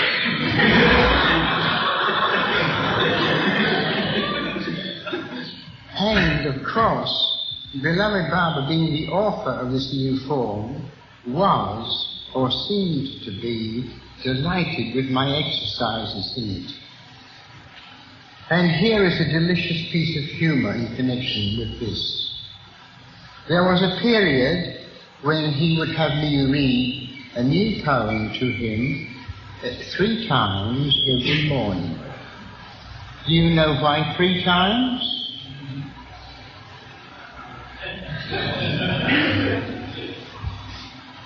He was memorizing them.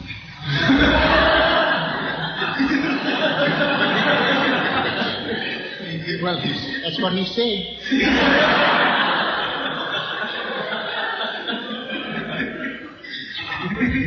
Why was he memorizing them? So that he could quote them next time he comes back and said,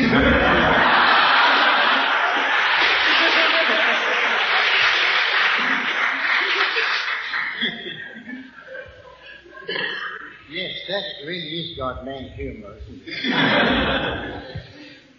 Then there were his extraordinary orders or commissions. The last was for 30 ghazals. Ghazal is the name of the new poetical form which he taught me. He asked me to write 30 of them. It happened this way.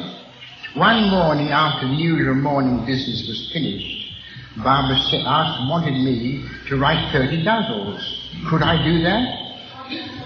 I replied promptly and brightly, no, Baba. This reply seemed to somewhat astonish him, too. He turned to the other mandali and said, well, what do you think of that? I asked this fellow to write 30 ghazals, and he says, no, Baba. Then Baba turned questioningly back to me. I said, or rather I groaned, I don't know whether I can write 1 ghazal and you ask for 30. I don't think there are any more in my head. Then he says sympathetically and persuasively, try. And I will help you. Now, the beloved would not be the beloved if he didn't have 1,000 whims and moods. If he didn't play his eternal game of divine pretense.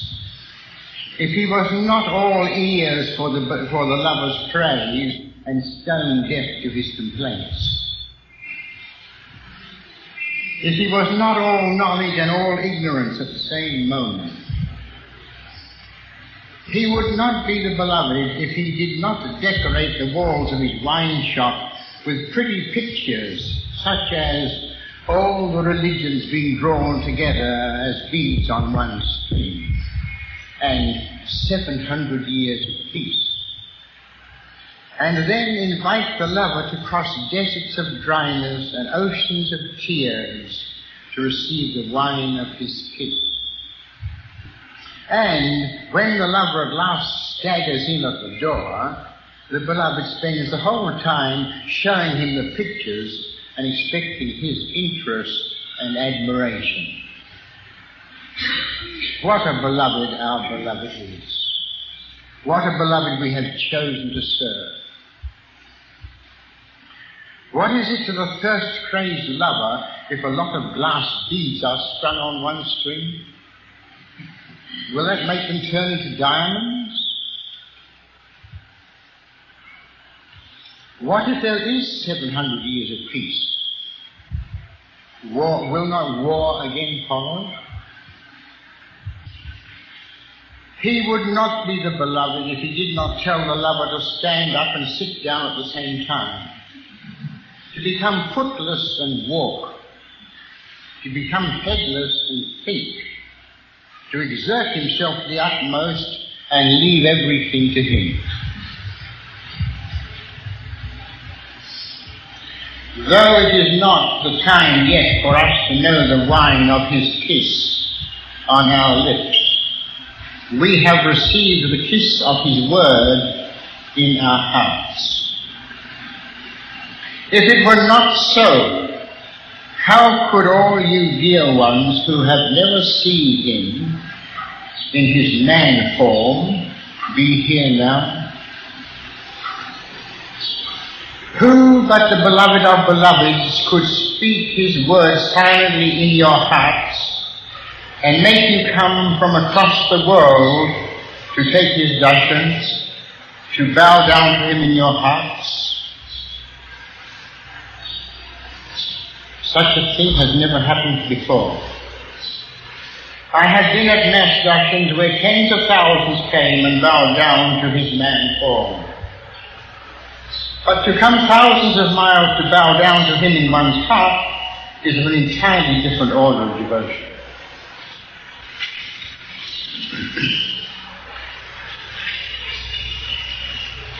Why has beloved Baba given you people this extraordinary privilege? Because he requires a few to do what the many, what everyone must eventually do. Journey across the wall of illusion to take darshan of him in their hearts. What a beloved is our beloved. What a mighty beloved.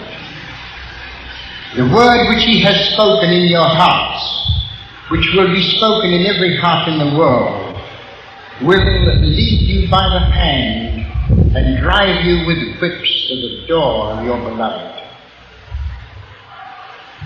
to the wine shop of your master, where it will become your own pure song of praise, and will cause the beloved wine master to open the door and bring you in and pour for you a glass of the wine of self-forgetfulness and beloved alone remembrance.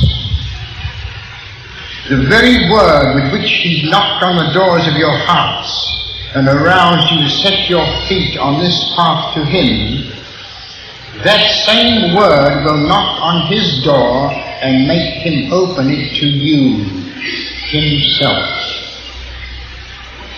I bow down to this mighty one in each of you.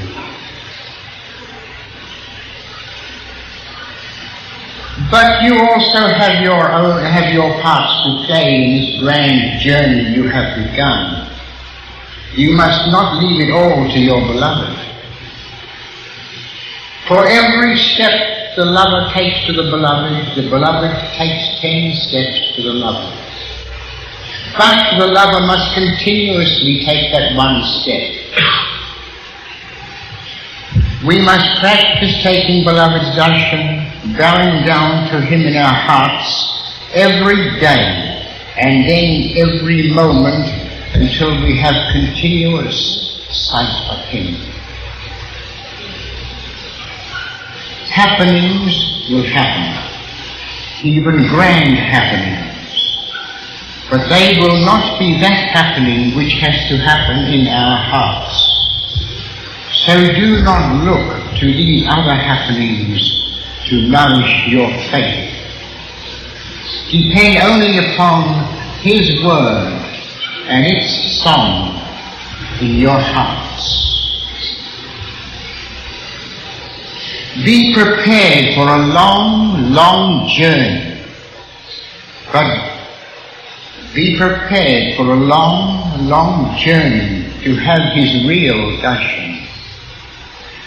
But it may only take a mere 700 years, to reach his door, to bow down to him for the last time, and to merge in him forever. Jai Baba. Jai. The victory is his.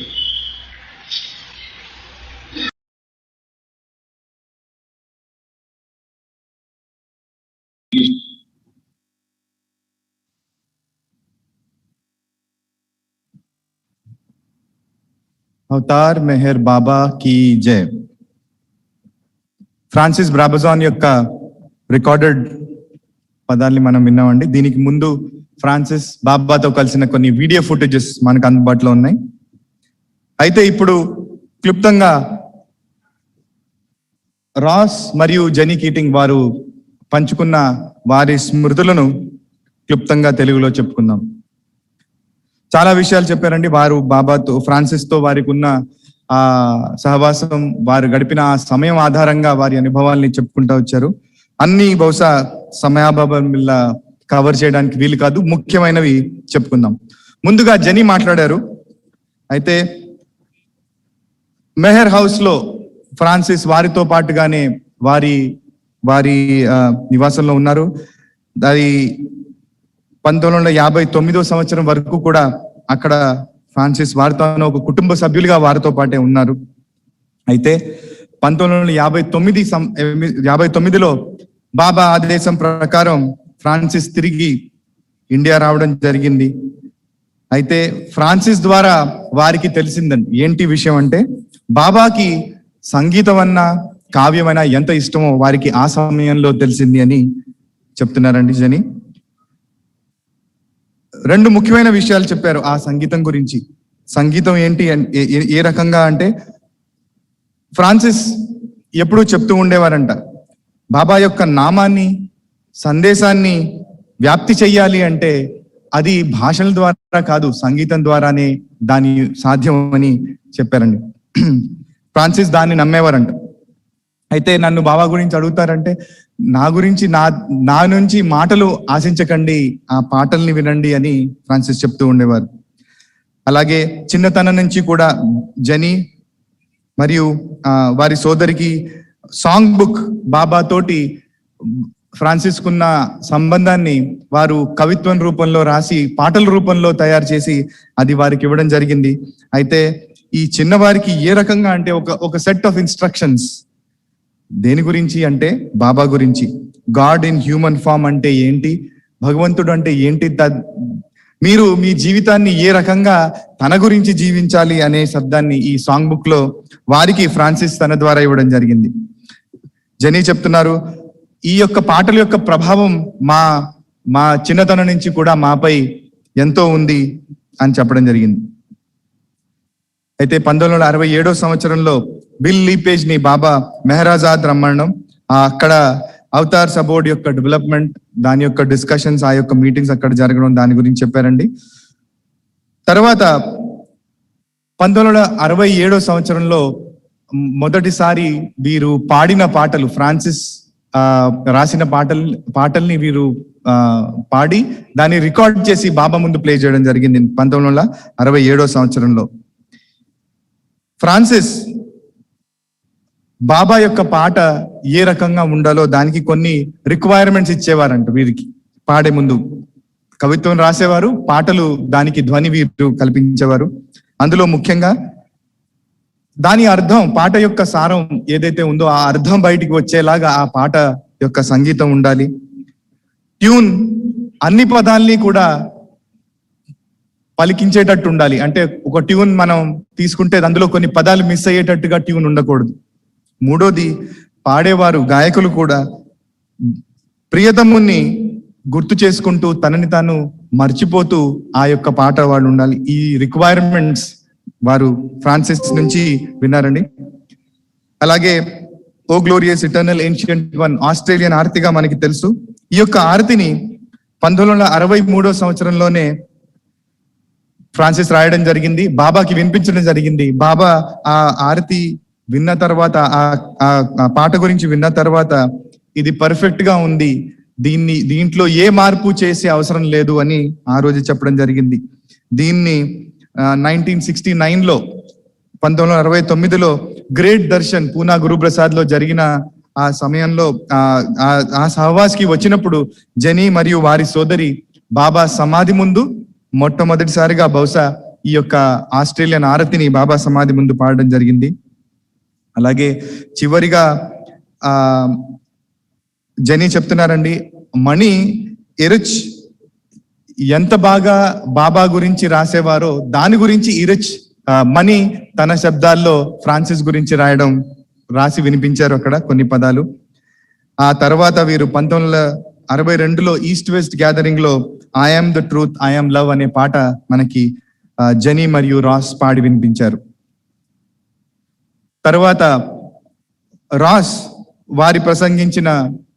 వారి ప్రసంగం ఆధారంగా కొన్ని ముఖ్యమైన వివరాలు. మొట్టమొదటిగా అవతారుడు పాశ్చాత్య దేశాలకి సరి సమానం కాబట్టి మనం అందరం కూడా ఒకే తండ్రికి పుట్టిన తోబుట్టులువే అని అంటూ బ్రదర్స్ అండ్ సిస్టర్స్ అని మనందరినీ సంబోధించారండి. తర్వాత వారి యొక్క ప్రసంగం 2 ఇన్స్పిరేషన్స్ ని ఆధారంగా చెప్పడం జరిగింది. మొదటిది సెలబ్రేషన్ ఆఫ్ ఫ్రాన్సిస్ కింద మండలి హాల్లో ఒక ప్రోగ్రామ్ జరిగితే అందులో మనీ ఈ రకంగా అన్నారంట, we salute his love and service for Baba so that he can inspire us. అంటే ఏ విధంగా అయితే ఫ్రాన్సిస్ వారి యొక్క బాబాపై ఉన్న సేవ మరియు ప్రేమ, ఆ యొక్క ప్రేమ సేవ వీటి ఆధారంగా మనని ఇన్స్పైర్ చేశారో దాన్ని మనం గుర్తు చేసుకోవాలి అని చెప్పడం. రెండోది జాపనీస్ పోయెట్ జెన్ అనే ఒక జాపనీస్ కవి ఈ రకంగా చెప్పారంట, don't follow me, seek what I was after. అంటే నేను దేని వెనక పరిగెట్టానో దాని వెనకాల మీరు పరిగెట్టండి, నా వెనకాల కాదు అని. అంటే ఇందులో భాగంగా చెప్పడానికి ఫ్రాన్సిస్ ఎవరినైతే ఆరాధించారో వారిని ఆరాధించండి, ఫ్రాన్సిస్ ని కాదు, వారిని ఫాలో అవ్వకండి అని చెప్పడం జరిగిందండి. అలాగే ఫ్రాన్సిస్ యొక్క సంసిద్ధత ఏ రకంగా ఉందో చిన్నతనం నుంచి ఇంటెలెక్చువల్ గా, ఫిజికల్ గా, ఇమోషనల్ గా ఈ అన్ని డైమెన్షన్స్ గురించి రాసి చెప్పడం జరిగింది. అయితే మనం ముందు చెప్పుకున్నట్టుగానే అతి విపులంగా ఫ్రాన్సిస్ యొక్క జీవితాన్ని అలాగే వారి కావ్యలేఖన్ని పరిశోధించి డాక్టరేట్ పొందిన వారు రాస్. ఫ్రాన్సిస్ వారి తండ్రి ఒక రైతు. అయితే చిన్నతనం నుంచి కూడా వారికి ఫిజికల్ లేబర్ బాగా అలవాటు. అదే కాకుండా యవ్వనంలో వెయిట్ లిఫ్టింగ్ కూడా చేసిన వారు. అయితే మనం తర్వాత వీడియోల్లో చూసినప్పుడు బాబా చేతిని పట్టుకుని ఆ కార్యం ఫిజికల్ గా బాబా నడిపించడం మనం చూసాం. సో ఇటువంటి ప్రిపరేషన్ ఆయనకి ముందు నుంచి కూడా ఉంది. అదే కాకుండా అవతార్స్ అబౌట్ క్వీన్స్లాండ్ లో బాబా నిర్దేశం ప్రకారం దాని యొక్క ప్రిపరేషన్ 2 సంవత్సరాల్లో ఫ్రాన్సిస్ స్వయంగా దాన్ని కట్ చేయడం, ఆ స్టోన్ కటింగ్ అందులో పాల్గొనడం ఎంతో ఫిజికల్ లేబర్ తో కూడుకున్న పని. ముఖ్యంగా ఫ్రాన్సిస్ గురించి ఒక కళాకారుడుగా ఉండవలసిన నైపుణ్యత గురించి చెప్తున్నారండి. మనకి తెలుసు ఫ్రాన్సిస్ ఆర్టిస్ట్, పెయింటింగ్స్ వేసేవారు, అలాగే మ్యూజిక్ లో వాళ్ళకి అభిరుచి ఉండేది, పాటలు రాసేవారు, అలాగే పోయట్రీ, కావ్యలేఖన కూడా.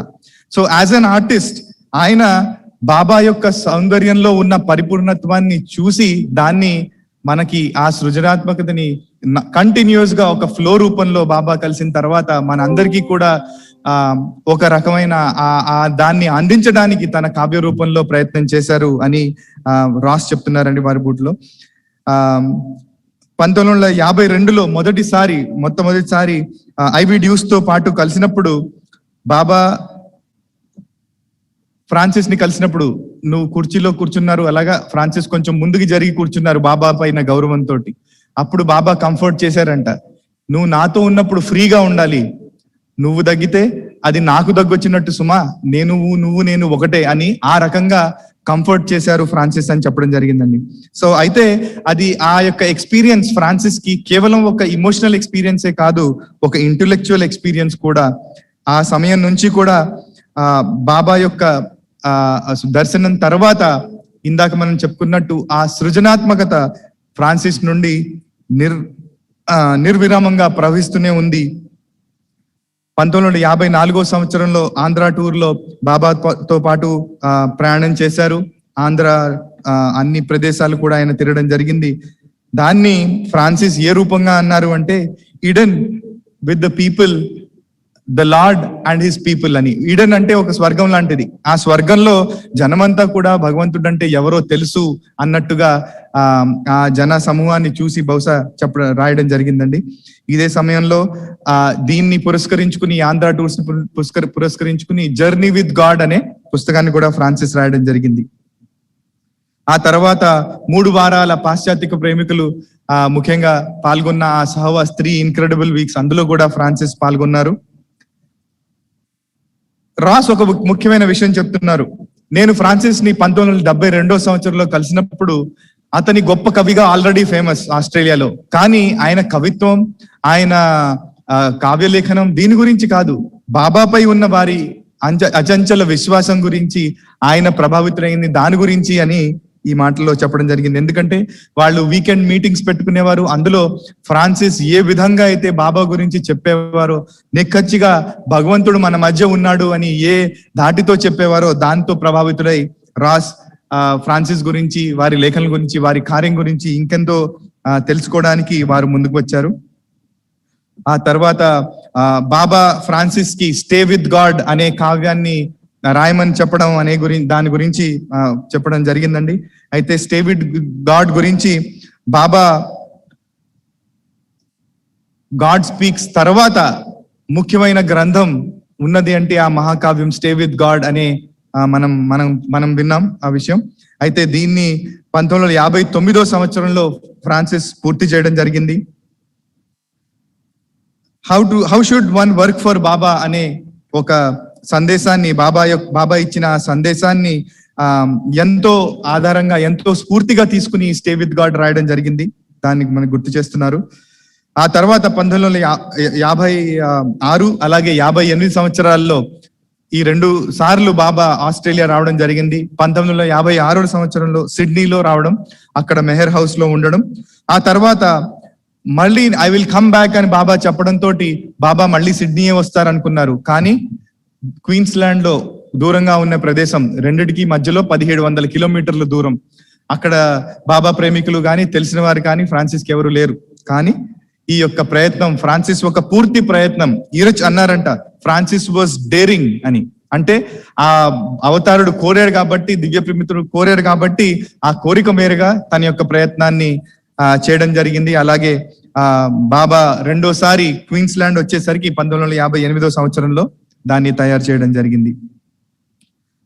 అయితే 1959 సంవత్సరంలో స్టే విత్ గాడ్ అయిపోయింది. దాని గురించి బాబా ఫ్రాన్సిస్ ని మెహరాజాద్ భారతదేశం పిలవడం జరిగింది. అయితే ఫ్రాన్సిస్ వచ్చినప్పుడు 2-వే టికెట్ కొనుక్కున్నారు. కానీ 10 సంవత్సరాల పాటుగా కూడా ఇండియాలోనే ఉండిపోయారు బాబా శరీరం చాలించే వరకు 1969 సంవత్సరంలో. ఈ 10 సంవత్సరాల కాలంలోనే ఒక సందర్భాన్న బాంబే ప్రెస్ కాన్ఫరెన్స్ వారు ఫ్రాన్సిస్ ని ఒక గొప్ప కవిగా గుర్తించి ఒక టాక్ ఇవ్వమని పిలవడం జరిగింది. Our lord is our brother, అంటే మన భగవంతుడే మన సోదరుడు అన్నట్టుగా ఒక శీర్షకంతో ఆయన ఒక స్పీచ్ ఇవ్వడం. అయితే అందులో ముఖ్యంగా కొన్ని పదాలు, ఒక ఎక్సర్ట్ మనకి వినిపించారండి. బాబాకు కూడా అది చాలా నచ్చిందంట. అందులో ఏంటి అంటే, the God is none other than a playfellow, he is the creator. అంటే సృష్టికర్త, కానీ సృష్టికర్త ఎవరు? మనతో పాటు పక్క నుండి మనతోటి ఆడుకునే ఆ లీలని రచించేవాడు ఆ సృష్టికర్త అని చెప్పడం అన్నమాట. ఇది బాబాకు కూడా నచ్చింది అని చెప్పడం జరిగింది. అలాగే ఫ్రాన్సిస్ రాసిన అనేక కావ్యాల్లో ట్రూ టీచర్ అని బాబా గురించి రాస్తూ, యథార్థమైన గురువు ఎవరు అంటే, యథార్థమైన గురువు ఏ రకమైన లెక్చర్స్ డిస్కోర్సెస్ ఇవ్వడు. ఎందుకంటే హీఈస్ నాలెడ్జ్ హిమ్సెల్ఫ్ కాబట్టి, జ్ఞానమే తను కాబట్టి తను ఏ రకమైన డిస్కోర్సెస్ లెక్చర్స్ ఇవ్వరు అని ఆ యొక్క ప్యాసేజ్ ని మనకి చదివి వినిపించారండి. 1969 సంవత్సరంలో బాబా శరీరం చాలించిన తర్వాత ఫ్రాన్సిస్ తిరిగి ఆస్ట్రేలియా వెళ్ళడం జరిగింది.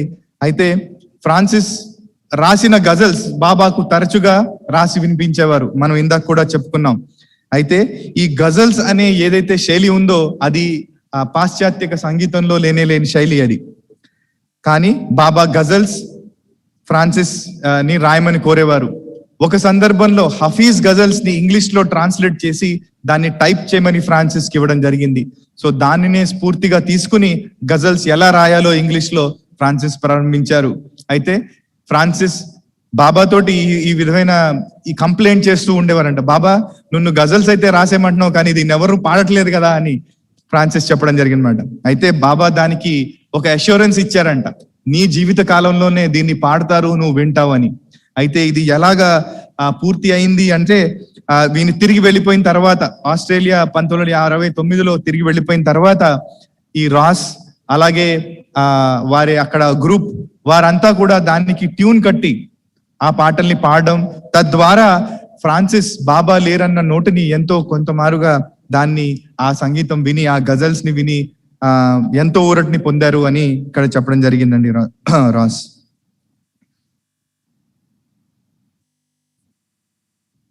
అయితే చివరిగా ఒక ఫ్రాన్సిస్ ఆ ఎక్సెప్ట్ ని స్టే విత్ గాడ్ అలాగే బాబా ఇచ్చిన మెసేజ్ లో ఎక్సెప్ట్స్ ని ఎంతో అద్భుతంగా జరిగారు. వారి బహుశా ఈ రాబోయే కాలంలో ఇవన్నీ కూడా ఒక ట్రెషర్స్ గా మిగిలిపోతాయి ఫ్రాన్సిస్ గురించి. ఫ్రాన్సిస్, రాస్ మరియు జెనీ వారి అనుభవాల్ని, వారి యొక్క స్మృతుల్ని మనతో పంచుకున్నారు. వారికి ధన్యవాదాలు చెప్తూ తర్వాత కార్యక్రమంలోకి ముందుకు వెళ్దాం. అవతార్ మెహర్ బాబా కీ జై.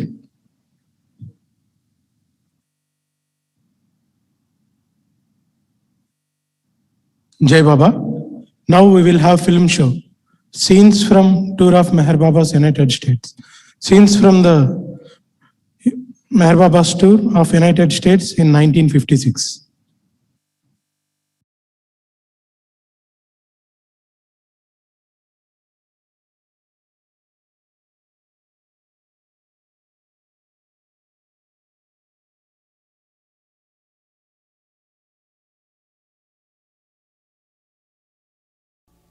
Meher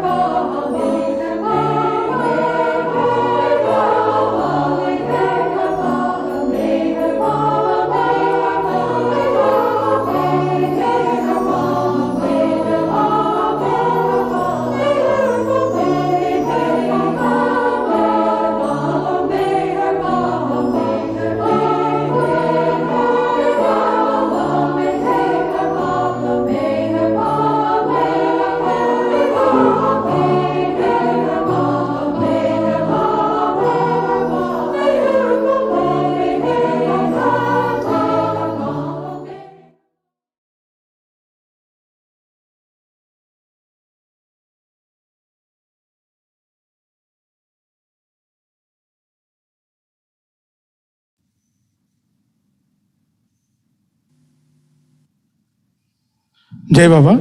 Now we will have an announcement. After that, we will observe silence. Avatar Meher Baba ki Jai. Welcome to the physical Sahavas. Next week నుంచి మనం ప్రోగ్రామ్ వర్చువల్ సహవాస్ కంటిన్యూ అయినా కానీ ప్రోగ్రామ్ ఇక్కడి నుంచి కండక్ట్ చేసేటువంటి ప్రయత్నం చేద్దాం. అంతకంటే పెద్ద విషయం ఏంటంటే ఇక్కడ మనకి వాటర్ హార్వెస్టింగ్ చేస్తున్నాం. మనం చాలాసార్లు డిస్కస్ చేసాం. ఒక 4-5 లక్షల లీటర్లు వాటర్, రెయిన్ వాటర్ని క్యాప్చర్ చేసుకుని అదే ఏడాదంతా వాడుకుంటున్నాము. ఇంకా నీళ్లు వెళ్ళిపోతున్నాయి. ఆ నీళ్ళను కూడా పట్టుకోవాలనేటువంటి ఒక ఆలోచన. ఆ తర్వాత రెండోది పార్కింగ్ కొంచెం ఇబ్బందిగా ఉంది కాబట్టి పార్కింగ్ కమ్ వాటర్ హార్వెస్టింగ్ ఫెసిలిటీని తయారు చేద్దామని last month executive committee body meeting decide చేసింది. సో దానికి అనుగుణంగా లాస్ట్ 2 వీక్స్ నుంచి విజువల్స్ అయితే నా దగ్గర లేవు. నెక్స్ట్ వీక్ విజువల్స్కి ట్రై చేసి చెప్తాను. ఒక 40 మెంబర్స్ వస్తున్నారు, వాలంటీర్స్ వచ్చి పనిచేస్తున్నారు పొద్దున్న 7 to 10-10:30 వరకు. సో ఆ వర్క్ని గురించి, ఆ వర్క్ ఫిజికల్గా జరుగుతోంది. దాంతోపాటు మనం ఇక్కడ ప్రోగ్రామ్ కూడా రెగ్యులర్ ప్రోగ్రామ్ చేద్దాము. ఇది కాకుండా ఇక్కడ కొంచెం కాలనీ డెవలప్ అవడము, లేకపోతే కొంచెం యాక్టివిటీ పెరగడం అని ఏం జరిగిందంటే, పొద్దున్న సాయంత్రం ఆరతి ప్రోగ్రామ్ జరుగుతోంది. చాలామంది బాబాల వర్డ్స్ కూడా వస్తున్నారు. ఇది కాకుండా సాయంత్రం పూట ఒక అరగంట సేపు ఏదో ఒక బాబా పుస్తకం చదువుకుందాము, ఉత్తినే వచ్చి మాట్లాడకుండా వెళ్ళిపోవడం కాకుండా అని చెప్పి, సో రేపు సోమవారం నుంచి లిజన్ హ్యూమానిటీ అనేటువంటి బాబా పుస్తకంతో గౌరీ గారు స్టార్ట్ చేస్తారు. 6:30 to 7 ఎవడో ఒక పాట పాడుకుని, అది వాడు ఫిజికల్గా ఎవరికైతే అవకాశం ఉందో ఇక్కడికి వచ్చే ఏర్పాటు చేద్దాము. గవర్నమెంట్ రిస్ట్రిక్షన్స్ ప్రకారము స్టిల్ ఆ కోవిడ్ నామ్స్ పాటిస్తూనే ఇవన్నీ చేస్తున్నాం. మన పెద్ద హాల్ ఉంది కాబట్టి వాటి గురించి ఎవరు భయపడక్కర్లేదు. శానిటేషన్ కూడా మనం చేస్తున్నాం every Sunday, right? Avatar Meher Baba కి జై కూడా మనం చేస్తున్నాం every. Jai Baba. Let us observe silence for a minute. Avatar Meher Baba ki Jai.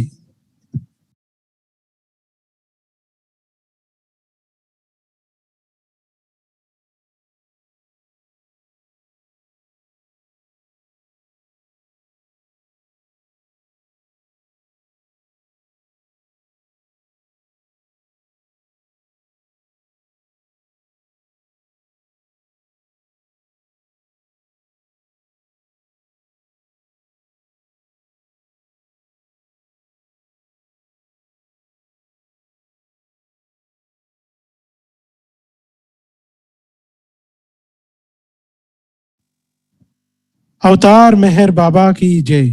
Now prayers and Arti.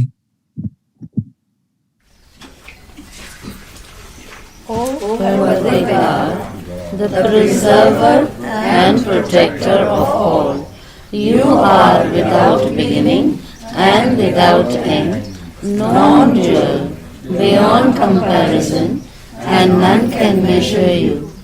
You are without color, without expression, without form, and without attributes. You are unlimited and unfathomable, beyond imagination and conception, eternal and imperishable.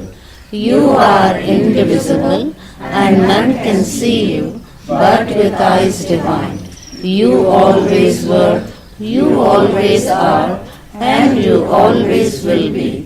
You are everywhere, you are in everything, and you are also beyond everywhere and beyond everything. You are in the firmament and in the depths. You are manifest and unmanifest, on all planes and beyond all planes. You are in the 3 worlds and also beyond the 3 worlds. You are imperceptible and independent. You are the Creator, the Lord of Lords, the knower of all minds and hearts. You are omnipotent and omnipresent. You are knowledge infinite, power infinite, and bliss infinite. You are the ocean of knowledge, all-knowing, infinitely knowing, the knower of the past, the present, and the future, and you are knowledge itself. You are all-merciful and eternally benevolent. You are the soul of souls, the one with infinite attributes. You are the Trinity of truth, knowledge, and bliss. You are the source of truth, the ocean of love. You are the Ancient One, the highest of the high. You are Prabhu and Parameshwar. You are the beyond God and the beyond God also. You are Parabrahma, Allah, Ilahi, Yastan, Ahura Mazda, and God the Beloved. You are named Isa, the only one worthy of worship. We repent, O God, most merciful, for all our sins, for every thought that was false or unjust or unclean, for every word spoken that ought not to have been spoken, for every deed done that ought not to have been done. We repent for every deed and word and thought inspired by selfishness, and for every deed and word and thought inspired by hatred. We repent most specially for every lustful thought and every lustful action, for every lie, for all hypocrisy, for every promise given but not fulfilled, and for all slander and backbiting. Most specially also, we repent for every action that has brought ruin to others, for every word and deed that has given others pain, and for every wish that pain should befall others. In your unbounded mercy, we ask you to forgive us, O God, for all these sins committed by us, and to forgive us for our constant failures to think and speak and act according to your will. Beloved God, help us all to love you more and more, and more and more, and still yet more, till we become worthy of union with you, and help us all to hold fast to Baba's Daman till the very end. Avatar Meher Baba Ki Jai.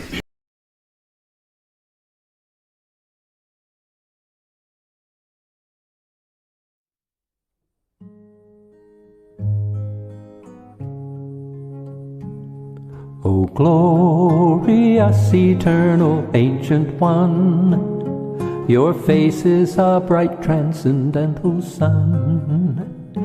Lighten this dark world and the tears I weep. My heart Meher I give to you to keep. Creator, yet creationless you are. Truth and truth's body, divine avatar, who through compassion the three worlds maintains. Destroy this ignorance that life sustains. These five lights are the whirling spokes of breath of the world wheel that bears me unto death. Unless you who are infinitely kind break the wheel's hub, which is conditioned mind. This incense is my love, these fruits my art, which to please you I have shaped from my heart. Accept them as you would a simple flower that has no use beyond its shining hour. You are myself, I sing to you in praise, and beg your love to bear me through the days, till you, the ever-living perfect one, illume my darkness with your shining